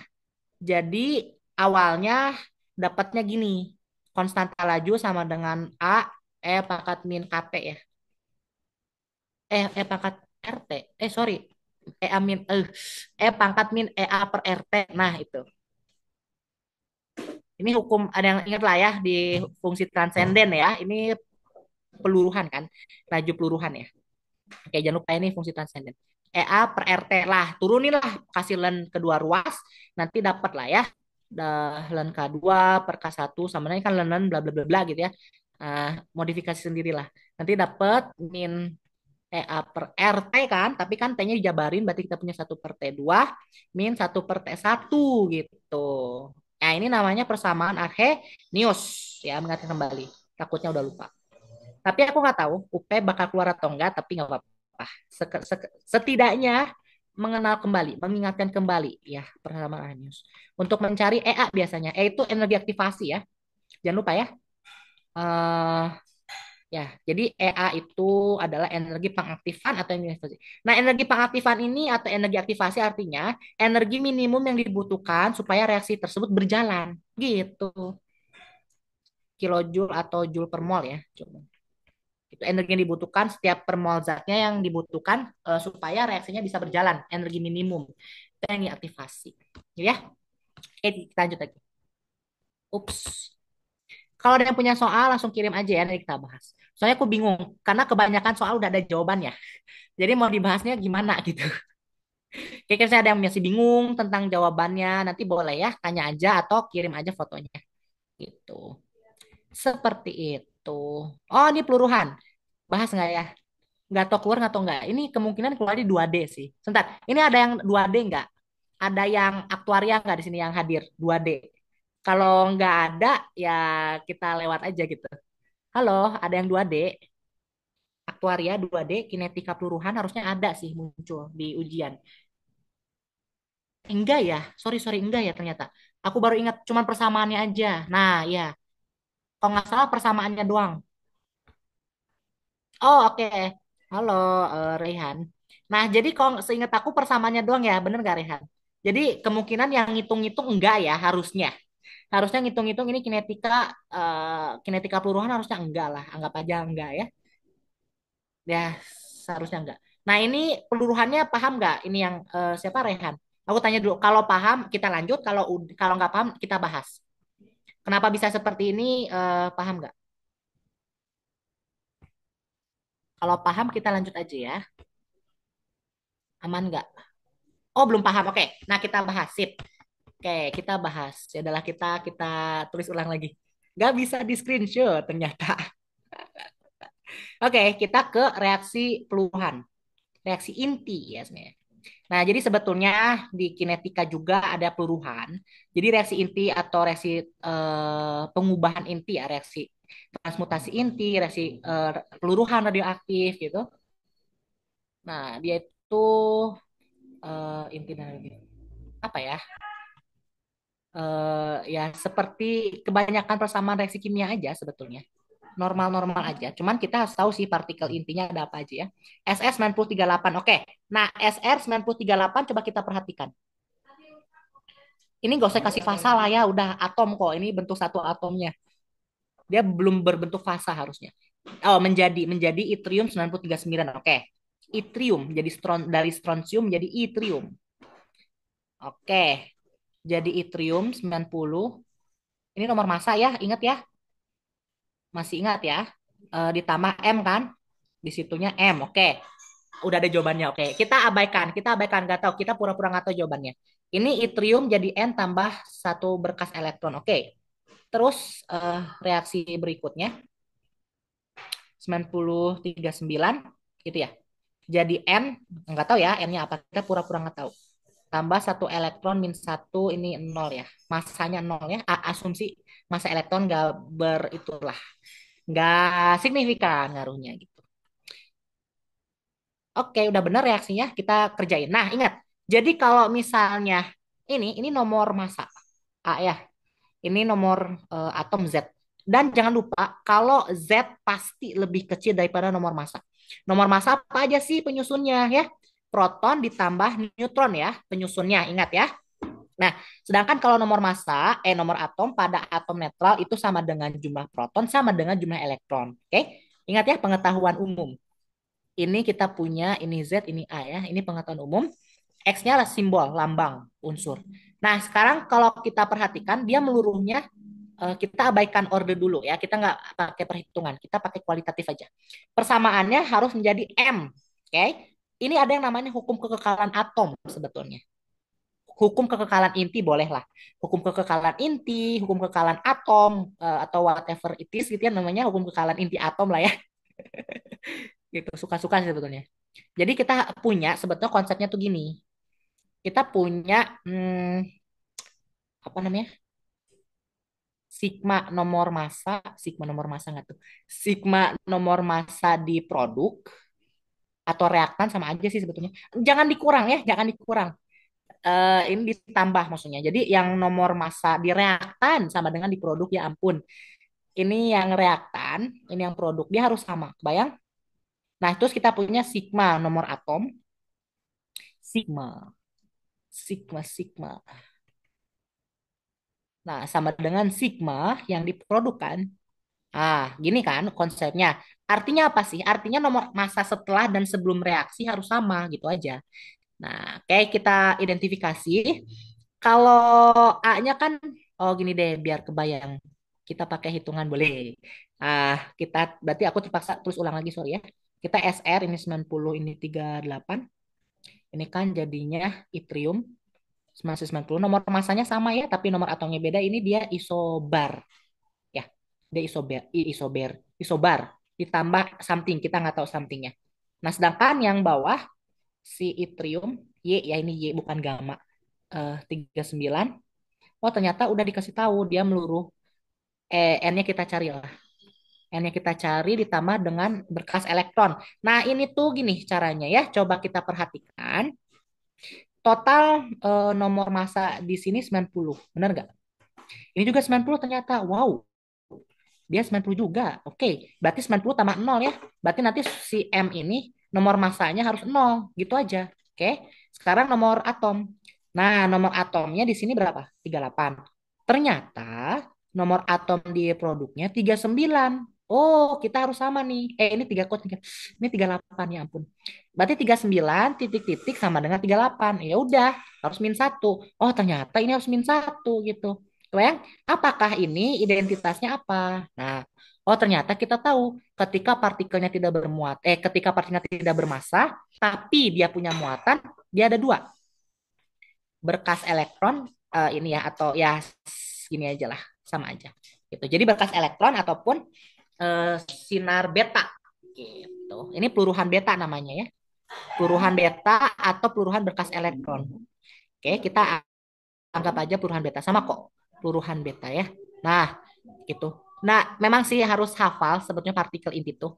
Jadi, oke, pertanyaannya hafal nggak beta plus, beta minus, alfa, proton, protium, deuterium, tritium, hafal nggak ini? Siapa tadi? Rehan. Yang ininya udah hafal belum? Kalau nggak hafal, kita bisa bahas dulu ya.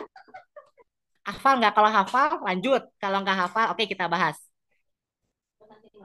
Nggak hafal semua, oke. Kita bahas berarti ya.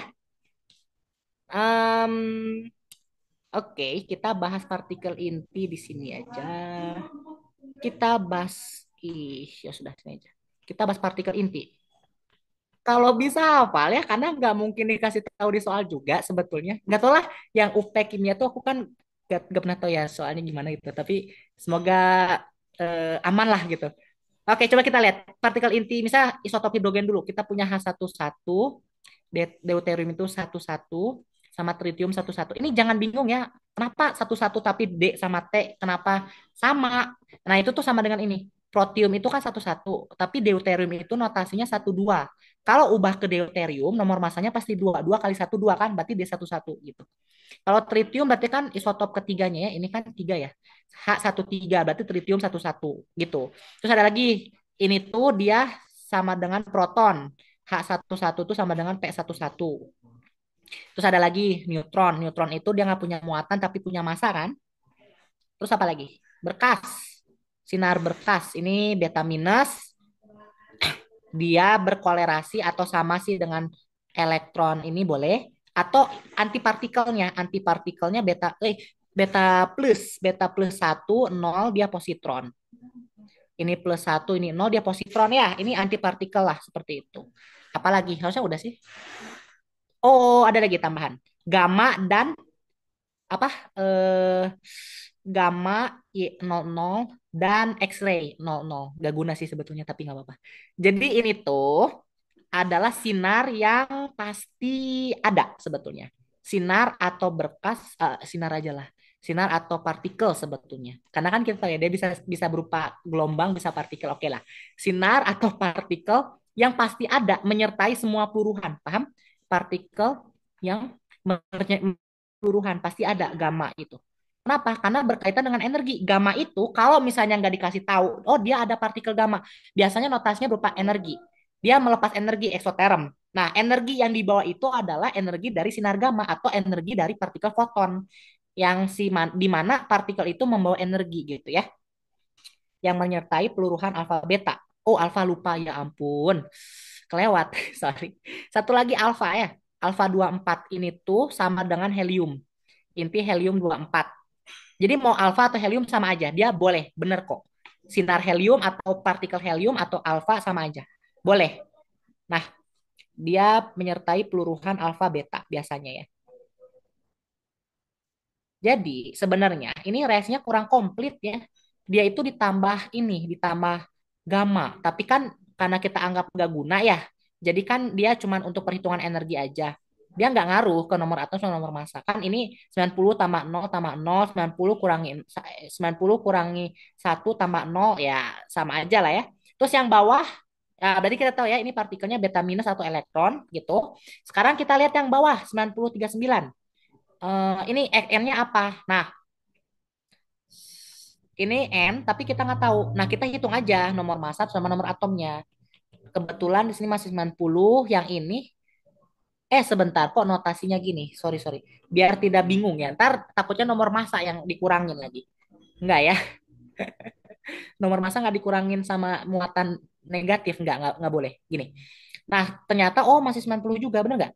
Bayang? Nah, sekarang Z-nya. Z-nya 39, tapi ini Z di sini tuh kita nggak tahu berapa ya kan? Nah, jadi gini lah. Gini, jadi kita harus tahu bilangan tertentu ketika dikurangin satu harus 39. Bayang? Karena harus sama dengan 39 di reaktan. Produknya harus 39 juga. Ya tahulah X-nya 40 kan. Ya udah, kita udah punya nih dia 40. Sorry. Ini pasti 40, ini 90 kan. Coba buka di tabel periodik karena aku nggak hafal, sorry. Unsur 40 itu unsur apa? Ini apa ya unsur 40 tuh ya? 39 kalium, sebelah kalium apa? Kok 39 kalium? Maaf, wah remet ini. 39 apa ya? Logam kok nggak salah. Sebelah logam apa? Sebelah logam transisi. 39 itu sebelahnya apa ya? Oh, yttrium, nah zirconium. Yttrium, terus zirconium ya. Ini nomor atom 40 itu zirconium, berarti kita punya ini kita ubah aja ZR 4090 ini. Jadi jawabannya ini. Kebayang nggak siapa Rehan? Rehan kan namanya atau siapa ya? Takut salah. Paham Rehan atau masih bingung kenapa bisa seperti itu gitu?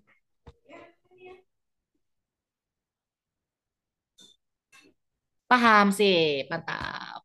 Kalau ada yang bingung tanyakan saja. Yang ini karena sebetulnya pas UTS nggak keluar ya hitungan katanya ya hitungan peluruhan nggak keluar ya. Ya semoga aja ya. Jadi kita nggak perlu bahas ini. Saya bisa sih gampang sih. Yang penting hafal rumus ya. Waktu paru tes tengah len 2 per K ya masukin angka udahlah. Aku yakin sih kalau perhitungan harusnya bisa. Cuma memang konsep-konsep ya yang masih harus di ini lagi. Ini berdoa aja nggak keluar ya karena pakai satuan peluruhan. Aktivitas sebenarnya sama aja sih. Dia sama dengan len A ya, len A 0 itu dia sama konsentrasi sebetulnya. Cuman sebenarnya boleh kita asumsikan konsentrasi itu sama dengan aktivitas boleh, nggak apa-apa. Tapi yang males itu konversinya. gitu karena banyak ya konversi aktivitas itu. Jadi Becquerel, Becky itu Becquerel ya, Becky. Becquerel itu sama dengan berapa Curie ya bacanya, Curie atau berapa kali aktivitas peluruhan, berapa laju integrasi, disintegrasinya berapa, terus ada Gray, banyak. Ada Curie, Becquerel, Gray, peluruhan tuh banyak satuannya. Ribetnya itu konversinya males. Jadi ya sudahlah. Oke, termo ya ini, termodinamika ya. Kayak kita udah bahas apa aja, sifat koligatif, kinetika yang masih sederhana, Arrhenius hafal atau enggak udah ada di lampirannya ya. Kita ke termo. Nah, termo udah ada jawabannya juga sih. Jadi kita langsung bahas aja. Harusnya masih aman ya termo ya. Termo ada yang bermasalah nggak? Kalau aman semua, kita lewat aja. Termo aman nggak? Termodinamika ya. Termokimia kan udah semester satu. Termodinamika aman nggak? Atau ada yang masih nggak aman? Ada yang masih bingung nggak?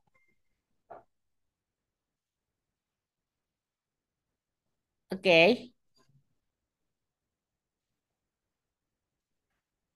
tidak ada yang merespon. Saya bingung jadinya. Ah, aman nggak kira-kira termodinamika? Kalau nggak aman, kasih tahu yang konsep apa atau rumus apa yang nggak aman ya kita bahas yang itu aja. Karena sebenarnya eh, yang ditanya tuh nggak yang gimana-gimana sih. Memang kalau salah perhitungan ya itulah ya konsekuensinya. Oke lah, ini kita bahas lah ya. Biarinlah. Oke, yang soal nomor 4 ini dikasih tahu datanya sekian. Ini udah aku kerjain sih BTW. Sebentar, kita lihat OneNote-nya aja ya. Bingung nggak ya ntar sebentar. Coba kita lihat. Semoga nggak pusing bacanya ya. Ini udah aku kerjain kemarin tuh. Bukan yang ini, astagfirullah. Nggak akan keluar kok. Biokin nggak keluar, nggak usah kita bahas. Nah ini, bukan yang ini, yang atas. Nah ini udah kita bahas. Oke, kita bahas yang langsung di sini aja ya. Nah jadi kalau di termodinamika ini dia berhubungan, kalau misalnya untuk Gibbs ya, energi bebas Gibbs itu berhubungannya apa? Kalau di energi bebas Gibbs itu dia nanti ada perubahan entalpi dan perubahan entropi seperti itu biasanya. Ya kita apa ya, kita harus mencari gitu kalau dikasih taunya reaksi ini tahapan reaksi ini berupa hukum Hess sebetulnya ya, bisa dicari lah gitu atau kalian harus ngitung satu-satu gitu sih. Nah misalnya dikasih tahu reaksinya gini ya, karbon monoksida bereaksi dengan hidrogen jadinya metanol. Oke, jangan lupa entalpi yang mana, entropi yang mana, jangan kebalik. Kalau kebalik ntar salah ngitungnya. Ingat, why, kenapa kalau misalnya dia itu seperti ini, dikasih ditanya datanya, kadang biasanya nggak ada datanya. Kenapa? Karena kalau H2 itu dia unsur bebas.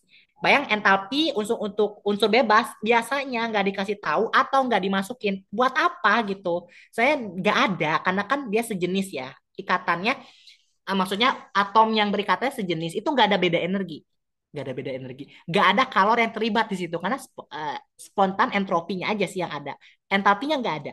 Formation standarnya kan di alam udah berupa H2 gas murninya. Nggak ada yang dibentuk dari atom-atom yang nggak ada. H2 tambah H2 atom gitu. Nggak, itu nggak ada. Gitu. Karena murninya H2 gas dalam alam tuh unsur bebasnya berupa hidrogen H2. Makanya entalpi standarnya nol gitu. Atau nggak ada malah. Nggak dikasih tahu. Nggak dikasih tabelnya. Seperti itu. Terus apa lagi? Yang B, misal persamaan reaksi pembentukan standar. Oke, ingat ya, reaksi yang atas jangan ditulis ulang.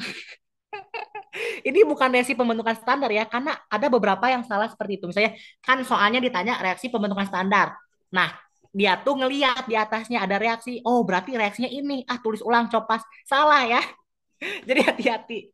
Aduh, jadi hati-hati. Jadi kalau ini dia bukan delta HF0. Ingat, dia bukan delta HF0. Kenapa? Karena bukan tersusun dari unsur-unsur penyusunnya. Oke, metanol itu harus disusun dari unsur karbon, oksigen, dan hidrogen. Nggak boleh karbon monoksida. Kenapa? Itu ada penggabungannya. Kalau di hukum Hess, dia ada apa? Ada tahapan yang apa dilangsungin lah artinya ya, tahapan yang nggak dijelaskan kan gitu. Jadi di sini nggak boleh. Kalau delta H0 itu benar-benar ngebentuk satu mol zat yang kita ingin bentuknya satu mol dan harus unsur penyusunnya. Jadi kalau masuknya CO gas tambah H2 gas itu salah ya. Otomatis udah itu dikasih 10 Romawi itu. Oke? Jadi hati-hati. Nah, terus apa jawabannya? Nah, jawabannya tuh ya oke udah ada memang di soal. Ini kita bahas lagi aja. Yang pertama, kita harus tahu dia dibentuk oleh karbon murninya berupa grafit. Nah, karbon itu dia banyak alotropnya. Alotrop itu apa? Alotrop itu adalah sebuah zat murni yang dimana kelimpahan di alam itu banyak dan strukturnya berbeda. Rumus molekulnya pasti beda. Kalau struktur beda, rumus molekulnya juga pasti beda. Tapi sejenis, unsurnya sama. Karbon, karbon lagi. Jadi alotrop itu banyak. Ada alotrop karbon, grafit, dan intan. Bedanya di struktur. Grafit itu heksagon. Kalau misalnya intan tetrahedral kan. Kayak gitu. Nah, misal kita pura-pura nggak tahu lah, anggap aja nggak tahu grafit, nggak tahu intan, oke nggak tahu lah ya, nggak apa-apa, cek solid nggak apa-apa, tapi biasanya minus satu. Oke nggak apa-apa sih, minus satu lah ya. Karbon solid ditambah dengan H2 gas ditambah setengah O2 gas menghasilkan CH3OH, harus 1 mol. Oke, ingat yang dibentuk harus 1 mol yang dibentuknya, nggak boleh lebih, nggak boleh kurang.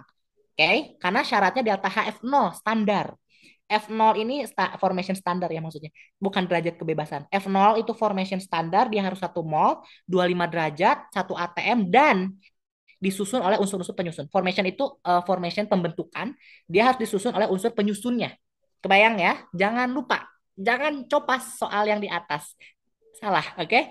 Nah, oke, sekarang gini, kita bahas dulu logikanya gini. Kalau misalnya metanol kan gas. Pertanyaan gini ya, kalau alotrop karbon tuh ada dua, grafit dan intan. Pertanyaannya, yang lebih mudah dibakar dan menghasilkan gas itu pasti grafit. Intan nggak bisa ya, susah. Titik leleh intan tinggi, titik didihnya tinggi lagi. Susah ya, intan tuh keras dan inert deh kalau nggak salah. Intan itu inert ya, yang bisa bereaksi itu grafit, tapi harus kasih kalor dan temperatur. Temperatur dan tekanan maksudnya. Temperatur dan tekanan. Walaupun memang mudah terbakar si grafit itu. Kebayang ya? Kan ini dibakarnya oleh dua gas ya, hidrogen dan oksigen ya. Jadi metanol gas. Nah, paling mudah grafit. Intan bisa, tapi susah. Susah itu intan.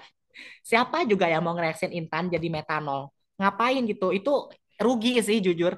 Intan itu mahal ya. Terus kalian ubah jadi metanol. Rugi sih. Rugi. Gitu ya. Nah, terus oke, hitung nilai perubahan masing-masing. Misalkan ya, kita nyari delta G. Kan delta G itu kita rumusnya gini lah kalau pengen ngafalin ya. Tidak merekomendasikan sih, tapi kalau menghafalin delta G itu sama dengan ahtas. Jadi ahtas, oke? Ahtas berlaku untuk termodinamika aja. Dia berlaku untuk yang kalor dan entropi. Ya, jadi kalau misalnya di soalnya ada entalpi, kalor sih ya oke lah terserah. Entalpi sama entropi ya udah rumusnya cuma satu ini aja. Oke? Ag-ahtas, oke? Ag-ahtas ya. Jadi biar mudah lah gitu. Jadi ag-ahtas, entalpi min entropi berarti dipakai di termokimianya. Kayak kita masukin satu-satu, sebenarnya gampang sih. Kita masukin produk min reaktan gitu aja. Tapi jangan lupa dikali koefisien. Mol itu koefisien maksudnya. Nah, ini kan ditanyanya reaksi metanol kan. Oke, jangan yang delta HF0, bukan. Pakai yang reaksi ini. Kenapa? Karena kita taunya delta HF0 buat CO, bukan delta HF0 buat C dan O2. Walaupun emang nol sih. O2 dan C nol sih. Nggak apa-apa sebetulnya. Tapi saranku jangan ya. Kita pakai yang ada di soal aja. Berarti reaksinya karbon monoksida tambah H2 jadi metanol. Ya udah gitu aja. Oke. Ini koefisien sama dengan mol ya. Jadi 1 mol, 2 mol jadi 1 mol. Gitu ya. Nah, ya udah masukin aja ke rumusnya. Tapi aku yakin hitung-hitungan mah aman lah ya. Oke, selagi konsepnya benar, hitung-hitungannya harusnya aman lah, kalkulator lah ya. Dapat lah gitu. Oke, aku yakin lah ini pasti kalian pasti bisa lah, bosen pasti. Udah bosen gitu ya, udah berulang-ulang gitu. Produk min reaktan terus aja. Nah, sebenarnya ini nggak usah lah ya. H2 kan gas murni ya, unsur murni. Ya, kamu masukin juga nggak apa-apa sih, tapi nggak nambah poin. Nggak kamu masukin nggak apa-apa. 2 kali 0 kan 0 ya. Ya udahlah gitu, nggak usah. Nggak apa-apa, nggak dimasukin juga. Terus ya yang delta S0 reaksi ya tinggal dimasukin aja sih, udah. Ingat ya, delta S0 untuk H2 itu ada nilainya. Jangan nol. 2 kali 0, 0. Salah udah itu. Oke? Karena di data soal ada entropinya. Ingat ya, entropi itu konsepnya sistem keacakan sistem ya. Nah, sebelum kita bahas yang apa perhitungannya, nah ini S0 untuk fasa zat. Jangan lupa ya unsur bebas itu misalnya H2O2 N2 Cl2 O3 gitu. Itu contoh aja. Terus ini untuk entropi fasa zat, kalau misalnya perubahan entropinya spontan positif, berarti fasa zatnya dari solid ke liquid ke gas itu spontan. Oke, tapi kalau gas liquid ke solid itu nggak spontan. Kenapa? Harus dikasih tekanan atau harus dikasih tekanan dan dilepaskan temperaturnya. Artinya kita apa ngambil bukan ngambil energi dalam sih, tapi kita ngambil kalor yang ada di sistemnya supaya berubah jadi liquid, supaya jadi solid. Jadi kalornya kita ambilin, dicopot-copotin lah. Gitu. Tapi kalau solid ke liquid ke gas kan otomatis menerima kalor dan itu spontan terjadinya, maka positif. Oke, meningkat entropinya. Nah, kenapa solid liquid gas itu meningkat? Karena ingat, interaksi antar molekulnya melemah, maka gerakan partikel semakin acak. Gerakan partikel semakin acak, sistem semakin acak, entropi naik. Bayang? Ingat ya, interaksi antar molekulnya lemah, oke? Okay? Gerak partikelnya semakin acak, maka entropi naik. Gitu konsepnya. Oke? Okay? Ya. Nah, udahlah. Nanti pokoknya dapat. Ingat syaratnya, delta G0 ini kalau untuk yang reaksi termodinamika ya, dia harus 1 mol, 1 atm, 25 derajat Celcius. Ingat ya, karena kadang di soal nggak dikasih tahu. Nyebelinnya suka gitu. Pokoknya gitu. Pokoknya aku tuh inget banget waktu KBF, aku ngerjainnya salah itu. Karena aku nggak teliti ya. Itu kan saya delta G0-nya kan ya oke lah standar kan 25 derajat Celcius. Aku tuh nggak teliti gitu. Jadi pakai rumus yang bukan non standar gitu loh. Yang pakai non standar ya udahlah salah kan? Ya itulah salah satu ya itu nggak teliti. Karena kan bingung ini pada kondisi apa? Kok nggak dikasih tahu suhunya kan? Aku bingung kan, nggak ada suhu kan? Nah, ternyata delta G0, aku tuh nggak baca gitu itu ya delta G0 kan suhunya 25 derajat. Aku nyari suhunya. Ya pantas aja salah delta G0-nya gede banget positif soalnya. Salah kan? Harusnya spontan ya jawaban KBF waktu itu. Oke lah gitu. Gitu. Oke, karena delta G0-nya positif, nggak spontan. Oke. Ingat ya, kalau delta G0 positif itu nggak spontan. Oke. Tapi kalau entropi, kalau positif itu spontan. Ya. Mana sih kesimpulannya? Nggak ada. Waduh. Tidak ada. Aduh lupa lagi. Ya dah. Pokoknya delta G0 negatif spontan, delta G0 positif tidak spontan, delta S positif spontan, delta S0 negatif tidak spontan. Lanjut. Aman ya? Nah, ekspresi Kp. Ekspresi Kp itu konstanta tekanan gas parsial, tekanan parsial gas maksudnya. Tinggal dimasukin aja sebetulnya. Dan ingat, boleh ya kalau dia elementer kan artinya satu tahap aja. Koefisien jadi pangkat, jadi orde sebetulnya. Nggak apa-apa, boleh. Koefisien itu jadi orde nggak apa-apa. Oke? Nah ini produk pangkat reaktan. Udah sih ungkapannya doang kan? Udah gitu aja. Karena kita tahu tadi pasangnya gas semua. Pokoknya kalau ini kan kesetimbangan homogen. Alhamdulillah bersyukur kesetimbangan homogen. Fasanya sama semua. Kebetulan gas semua. Ya udah masukin tekanannya semua. Oke, gitu ya. Tapi ingat kalau solid tambah solid jadi solid nggak ada ya, nggak ada gas, oke?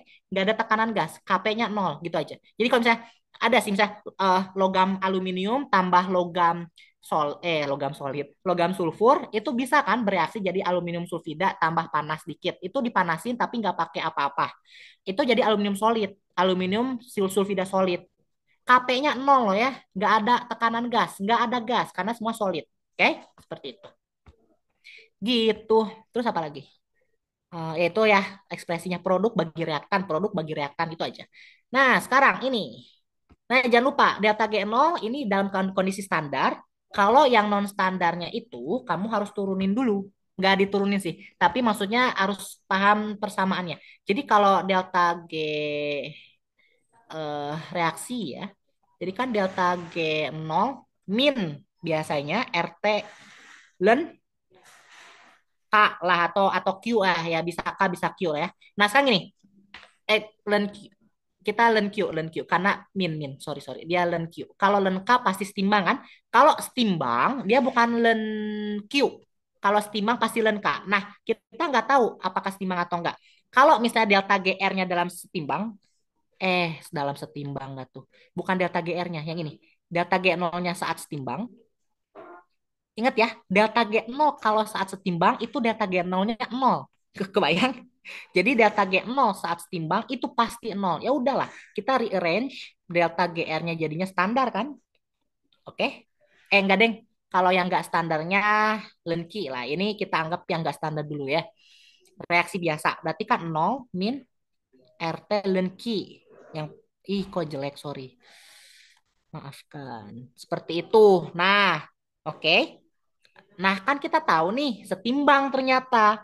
Ya udah, rearrange lagi aja. Ini data GR0 sama dengan min, sorry, min RT len K, bukan len Q. Ini len K. Q itu hanya dicari saat kondisi sembarang. Ingat, banyak yang salah waktu UAS kemarin. Yang UAS itu muncul tentang bukan ekspresinya, ngitungnya. Waktu di energi bebas tuh UAS atau UTS ya, kok aku lupa. UAS ya, kok nggak salah. Ya, di UAS tuh ada muncul tuh. Jadi ekspresinya kan ada tekanan parsial itu saat kondisi sembarang, bukan setimbang. Kalau kalian masukinya dalam kondisi setimbang, salah itu, dicoret. Oke, jadi Q ini saat kondisi sembarang atau bukan saat setimbang. Ingat ya, saat kondisi sembarang. Seperti itu. Bayang sampai sini? Seperti itu. Jadi nggak boleh dimasukin karena Q itu nggak sama dengan kalau ya. Wah, ini bahaya sekali nih sama dengan K udah weh. Ya, tamatlah riwayat. Nah, sekarang coba kita perhatikan, kita pakainya lenka ya, karena KP saat setimbang. Oh, berarti kita tahu ini setimbang reaksinya. Oke, benar ya? Tadi reaksi setimbang kan? Oke, setimbang. Pakainya KP, jangan len kipe. Salah nanti. Len KP ya. Kita anggap memang dia udah setimbang. Cari deh KP-nya. Gini ya. Udah lah gitu. Aku yakin bisa lah ngitungnya ya. Bisa lah pasti. Oke, rearrange aja lah. Cari KP sama dengan gitu. Udah ya, pasti bisa. Jangan lupa len KP itu nanti kan kita punya E pangkat ya. E pangkat min 4,6. Jangan lupa. Kadang ada yang nulis len KP sama dengan langsung hasil jawabannya. Itu nggak boleh ya. KP sama dengan E pangkat. Jangan lupa. Ini len berarti kan E pangkat len KP kan. Oke. Jangan lupa. E pangkat len KP itu sama dengan KP kan. Oke. Ya itulah fungsinya belajar fungsi transenden. Karena jujur baru paham juga waktu belajar di semester 1. Oh gitu. Ya maaf ya. Nah, berdasarkan yang di atas, apakah kenaikan? Oke, ini asas Le Chatelier. Kita bahas asas Le Chatelier, pergeseran kesetimbangan. Kayak ada beberapa pengaruh yang kita bisa perhatikan gitu ya ketika apa namanya sistem diganggu. Nah, kalau sistem diganggu, maka sistem itu akan bergerak untuk mengurangi gangguan kan. Nah, kalau di soalnya ini adalah kenaikan sistem pada volume tetap, V-nya konstan, oke, tekannya kita naikin. Molnya tetap, oke, mol sama volume konstan. Apakah bisa meningkatkan produksi metanol? Iya. Nah, alasannya aku yakin pasti udah bisa alasannya, tapi coba kita lihat. Kalau misalnya, oke gini lah. Nah, kita pakai reaksi yang tadi ya. Ini kan koefisiennya, ini satu, ini dua, ini satu kan. Kita lihat total koefisien. Total koefisien di sini tiga ya. Yang ini satu, oke. Ini lebih sedikit. Nah, misal kita anggap piston lah. Piston diisi gas. Bukan pistonnya diisi gas. Ada chamber ya, chamber. Pistonnya kan di atasnya ya, chambernya dia ada gas gitu ya, contohnya gitu. Nah, si gas itu ditekan, artinya apa? Diberi tekanan kan, volumenya kecil kan? Artinya apa? Logiknya gini, kalau volume sistem mengecil, maka volume gas juga ikut mengecil. Artinya apa? Pergeseran menuju ke jumlah gas yang lebih sedikit atau jumlah mol atau jumlah koefisien gas yang lebih sedikit kan? Kebayang? Nah, jadi ngegesernya ke kanan. Artinya apa? Produknya tambah banyak. Bayang? Oke, produknya tambah banyak. Berarti benar, tekanan dinaikkan, metanol semakin banyak. Seperti itu. Nah, sekarang kalau dibalik tekanan diturunkan, dia ngegeser ke kiri ke jumlah koefisien mol yang lebih besar, artinya volumenya naik kan, maka jumlah gasnya naik, maka pergeseran bergeser ke reaktan gitu. Gitu. Kalau volume diturunkan sama, dia ngegeser ke produk, volume dinaikkan, ngegeser ke reaktan. Sekarang kita tahu kan, tadi reaksinya endoterm kan, delta H-nya positif kan. Oke, kalau suhu dinaikkan, maka akan menghasilkan produk lebih banyak. Jadi kesetimbangan bergeser ke kanan kalau suhu dinaikkan. Oke, masih ingat? Ya, itu asas Le Chatelier, jangan lupa. Le Chatelier. Nah, ini ada konsentrasi juga si gas itu, ya kan? Kalau konsentrasi gasnya dinaikkan, reaktan ya. Konsentrasi gas reaktan dinaikkan akan ngegeser ke produk. gitu. Nah, kalau misalnya kita hitung-hitungan ya, hitung-hitungan nih secara skala industri. Kalau pengen ngegeser pergeseran ke kanan, jangan dikurangin konsentrasi metanolnya ya, bukan gitu. Kita tambahin aja konsentrasi si CO dan H2. Karena walaupun kalian nambah, kalian kurangin konsentrasi metanol, itu nggak nambah banyak. Ngerti nggak? Kan setimbang nih, kalian kurangin tuh produknya. Oke, dikurangin konsentrasi metanolnya. Kan ngegeser ke kanan, iya sih ngegeser ke kanan, tapi tidak akan menjadikan jumlah produknya lebih banyak dari sebelumnya. Enggak. Kenapa? Karena harus timbang. Kebayang ya? Jadi jangan ngurangin metanol, tapi tambah CO sama H2 biar konsentrasinya tambah banyak. Kebayang ya? Seperti itu. Itu kalau di skala industri ya. Nah, gitu. Udah, apa lagi? Udah ya. Oke, sekarang kita coba lanjut. Gitu sih pembahasannya. Oke, aman ya. Kita lihat lagi misal. Oke, ini udah lah ya. Ini udah. Apa nih? Oh, asam basa. Ini udah ada ini. Oh ya, BTW udah mau azan maghrib. Kalau misalnya udah azan, kita dicukupkan aja nggak apa-apa ya. Nggak jam 6 pas lah. Oke, aman ya. Oke, asam basa aman nggak kira-kira? Atau ada yang mau ditanyain nggak? Kalau aman, kita lewat aja. Kalau nggak aman, yang bagian mananya yang masih nggak paham? Tuh ini masih sederhana ya. Jadi kayak diketahui data, terus kita konsentrasi langsung ini masukin rumus. Oh ya syarat ya. Oke gini deh, aku kasih tahu. Ini kemungkinan bakal kepake nanti. Ada asumsi apa aproksimasi. Jadi kalau misalnya mau pakai rumus jadi boleh, tapi ada syaratnya. Kan sebentar ya. Aduh udah azan, sebentar sebentar. Satu lagi. Habis ini beres. Misal ya, misal. Eh, kalau misalnya asumsi, bukan asumsi, aproksimasi. Habis ini kita udahan ya, karena udah azan. Aproksimasi gini, kalau konsentrasi zat itu jauh lebih besar daripada 1.000 kalinya Ka atau Kb, Ka atau ya, atau Kb, ini boleh kalian pakai rumus jadi boleh. Konsentrasi H plus sama dengan Ka dikali M. Boleh, nggak apa-apa. Pakai aja ya. Amin. Sama dengan ini rumus jadi SMA. Waktu SMA kan kita diajarin gitu ya. Nggak apa-apa sebetulnya. Tapi asumsinya harus benar. Kalau enggak, kalau tidak terpenuhi harus pakai kesetimbangan. Oke? Ini buat asam basa ya. Kalau tidak terpenuhi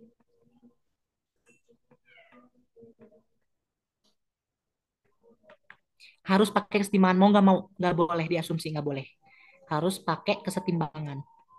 Oke, equilibrium lah ya biar cepat. Equil. Oke, biasanya kan bentuk persamaannya ya kita punya x kuadrat per apa? Bentuk umumnya gini sih. Bx kuadrat A min berapa ya aku lupa. Aduh, eh A- ini kok nggak salah. A min x ya. Eh, kok iya ya min x. Min x pangkat M. Nah ini, pangkat M. Bentuknya gini biasanya. Sama dengan KA atau KB kan. Mau nggak mau ya, oke. Harus pakai ini, kesetimbangan. Kalau nggak sesuai aproksimat gitu. Paham nggak sampai sini? Ada yang ingin ditanyakan nggak tentang asam basa? Aman nggak? Halo, apakah sudah aman? Eh, semuanya bakal keluar. Karena UP itu kan dari UTS sampai UAS. Kimor ada pasti. Enggak. Kimor pasti ada. Kimor pasti ada. Tapi nggak tahu kayak apa yang keluar aku nggak tahu. Terus apa ya? UTS sama UAS pasti keluar semua ya. Apa ya yang 2 3 bab nggak tahu juga. Aku nggak pernah jujur aku nggak pernah ngulik UP. Oke udah beres-beres. Sorry ya kita sampai jam segini aja.